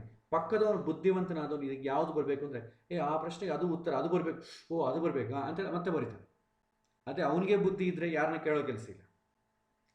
ಸೊ ಅದಕ್ಕೆ ಬುದ್ಧಿವಂತಿಕೆ ಪರೀಕ್ಷೆಯನ್ನೇ ನಾವು ಎಕ್ಸಾಮಿನೇಷನ್ ನೋಡ್ತೀವಿ. ಆದರೆ ಈ ಹುಡುಗನಿಗೆ ಅದು ಬರಲ್ಲ. ಏನು ಮಾಡಬೇಕು ತಂದೆ ತಾಯಿಗಳು ಅಂತಂದರೆ, ಸಣ್ಣ ಸಣ್ಣ ವಿಷಯಗಳಾದ್ರೆ ಬೈ ಹಾರ್ಟ್ ಮಾಡ್ಬೋದು. ಈಗ ಸಣ್ಣ ಸಣ್ಣ ಶ್ಲೋಕ ಹೊಡೆದ್ರೆ ನೀವು ಬೈ ಹಾರ್ಟ್ ಮಾಡ್ತೀರಿ, ಇಡೀ ವೇದವನ್ನು ಸಂಹಿತವನ್ನೆಲ್ಲ ಬೈ ಹಾರ್ಟ್ ಮಾಡಲಿಕ್ಕಾಗತ್ತಾ? ಆಗಲ್ಲ. ಅದಕ್ಕೆ ಇಂಥ ವಿದ್ಯಾರ್ಥಿಗಳನ್ನು ಸಣ್ಣ ಸಣ್ಣ ಓದಿಸಿ ತೊಂದರೆ ಇಲ್ಲ, ಅವರು ಎಷ್ಟು ಹೆಚ್ಚು ಬುದ್ಧಿ ಉಪಯೋಗ ಮಾಡೋ ಕೆಲಸ ಇಲ್ಲ. ದೊಡ್ಡ ದೊಡ್ಡ ಓದಿಸಿದ್ರೆ ಎಲ್ಲಿ ಬುದ್ಧಿ ಜಾಸ್ತಿ ಉಪಯೋಗ ಮಾಡಬೇಕಾಗತ್ತೋ ಅಂತ ಇವ್ರಿಗೆ ಓದಿಸಿದ್ರೆ ಪ್ರೆಷರ್ ಆಗಿಬಿಡುತ್ತೆ. ಒಬ್ಬ ಮನುಷ್ಯ ಎಷ್ಟು ವೆಯ್ಟ್ ತೊಗೊಳ್ತಾನೆ, ಒಂದು 10 kg ಈಸಿಯಾಗಿ ತೊಗೊಳ್ತಾನೆ. ಒಂದು 50 kg ತೊಗೊಳ್ಳೋಂತಂದರೆ ಒಂದು ಸಲ ಎತ್ತಾನೆ, ಅದೇ ಲೈಫ್ ಲಾಂಗ್ ಹೊರಿಬೇಕು ಅಂತಂದರೆ ಕೆಳಗೆ ಬಿದ್ದುಬಿಡ್ತಾನೆ. ಬುದ್ಧಿವಂತಿಕೆ ಇಲ್ಲದವರನ್ನು ದೊಡ್ಡ ದೊಡ್ಡ ಓದುಗಳನ್ನು ಓದಿಸಬಾರದು. ಅದಕ್ಕೆ ರೆಮಿಡಿ ಏನೂ ಇಲ್ಲ. ನಾನು ಬುಧನ ಹಿಡ್ಕೊಂಡೆ, ಬುಧಗೆ ಅಭಿಷೇಕ ಮಾಡಿದೆ, ಬುಧಗೆ ಅಧಿದೇವತೆ ಯಾರೋ ಹೋಮ ಮಾಡಿದೆ, ಇದು ಏನು ಮಾಡಿದ್ರೂ ಮಾಡಬೇಕಾದ ಕೆಲಸ ಇದೆ. ದೊಡ್ಡ ದೊಡ್ಡ ಓದುಗಳನ್ನು ಓದಿಸಬಾರ್ದು. ಪ್ಲಸ್ ಅವರನ್ನು ಮಾನಿಟರ್ ಜಾಸ್ತಿ ಮಾಡಬೇಕು, ಟ್ಯೂಷನ್ಸು ಅಡಿಷ್ನಲ್ ಎಲ್ಲ ಇಡಬೇಕು.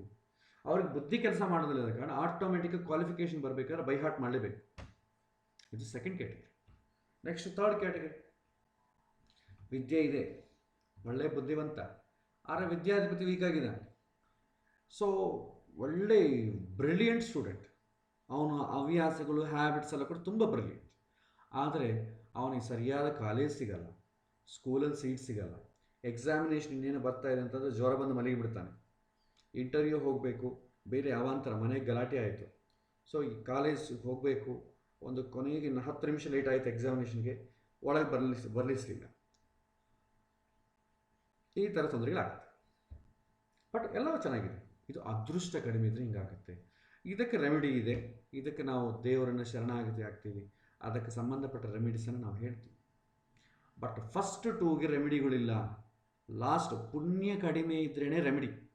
ನಮಗೆ ಪುಣ್ಯ ಕಡಿಮೆ ಇದೆ ಅನ್ಕೊಂಡು ಇನ್ನೊಬ್ಬರ ತಗೊಳ್ಬೋದು, ಆದರೆ ನಮಗೆ ಬುದ್ಧಿ ಇಲ್ಲದ್ರೆ ಇನ್ನೊಬ್ಬರ ಬುದ್ಧಿ ಸಹಕಾರ ತಗೋಬೋದು ಸಮ್ ಎಕ್ಸ್ಟೆಂಟ್.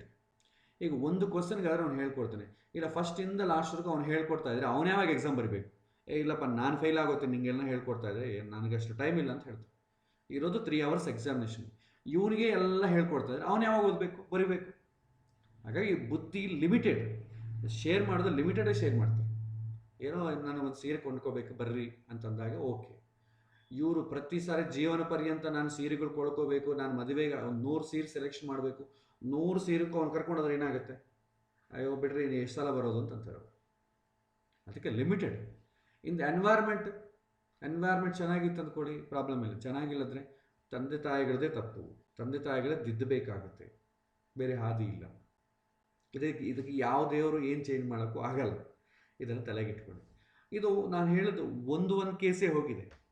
ಇನ್ ಕೇಸ್ 3 ಕೇಸಲ್ಲಿ ಮೆಜಾರಿಟಿ 2 ಕೇಸ್ ಹೋಯ್ತು ಅಂದ್ಕೊಳ್ಳಿ, ಇನ್ನು ಎಜುಕೇಷನಲ್ಲಿ ತುಂಬ ಸ್ಟ್ರಗಲ್ ಆಗಬೇಕು.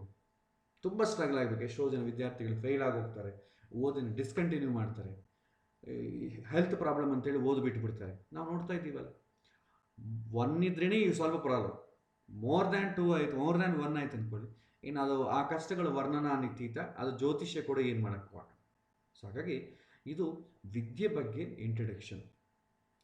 ಸೊ ಇದರಲ್ಲಿ ಎಲ್ಲ ಹೇಳಿದ್ಮೇಲೆ, ಎಲ್ಲ ವಿಷಯಗಳು ತಿಳ್ಕೊಂಡ್ಮೇಲೆ ಇಂಪಾರ್ಟೆಂಟ್ ತಿಳ್ಕೊಳ್ಬೇಕಾದ್ರೆ ಅಂದರೆ ವಿದ್ಯಾಸ್ಥಾನ, ಅವನು ವಿದ್ಯಾರ್ಥಿಯ ವಾತಾವರಣವನ್ನು, ಅವನ ಡೈಟ್ರಿ ಪ್ಲ್ಯಾನನ್ನು ಸೂಚನೆ ಮಾಡುತ್ತೆ. ವಿದ್ಯಾಕಾರಕ ಅವನು ಬುದ್ಧಿವಂತಿಕೆ ಎಷ್ಟಿದೆ ಅಂತ ಸೂಚನೆ ಮಾಡುತ್ತೆ.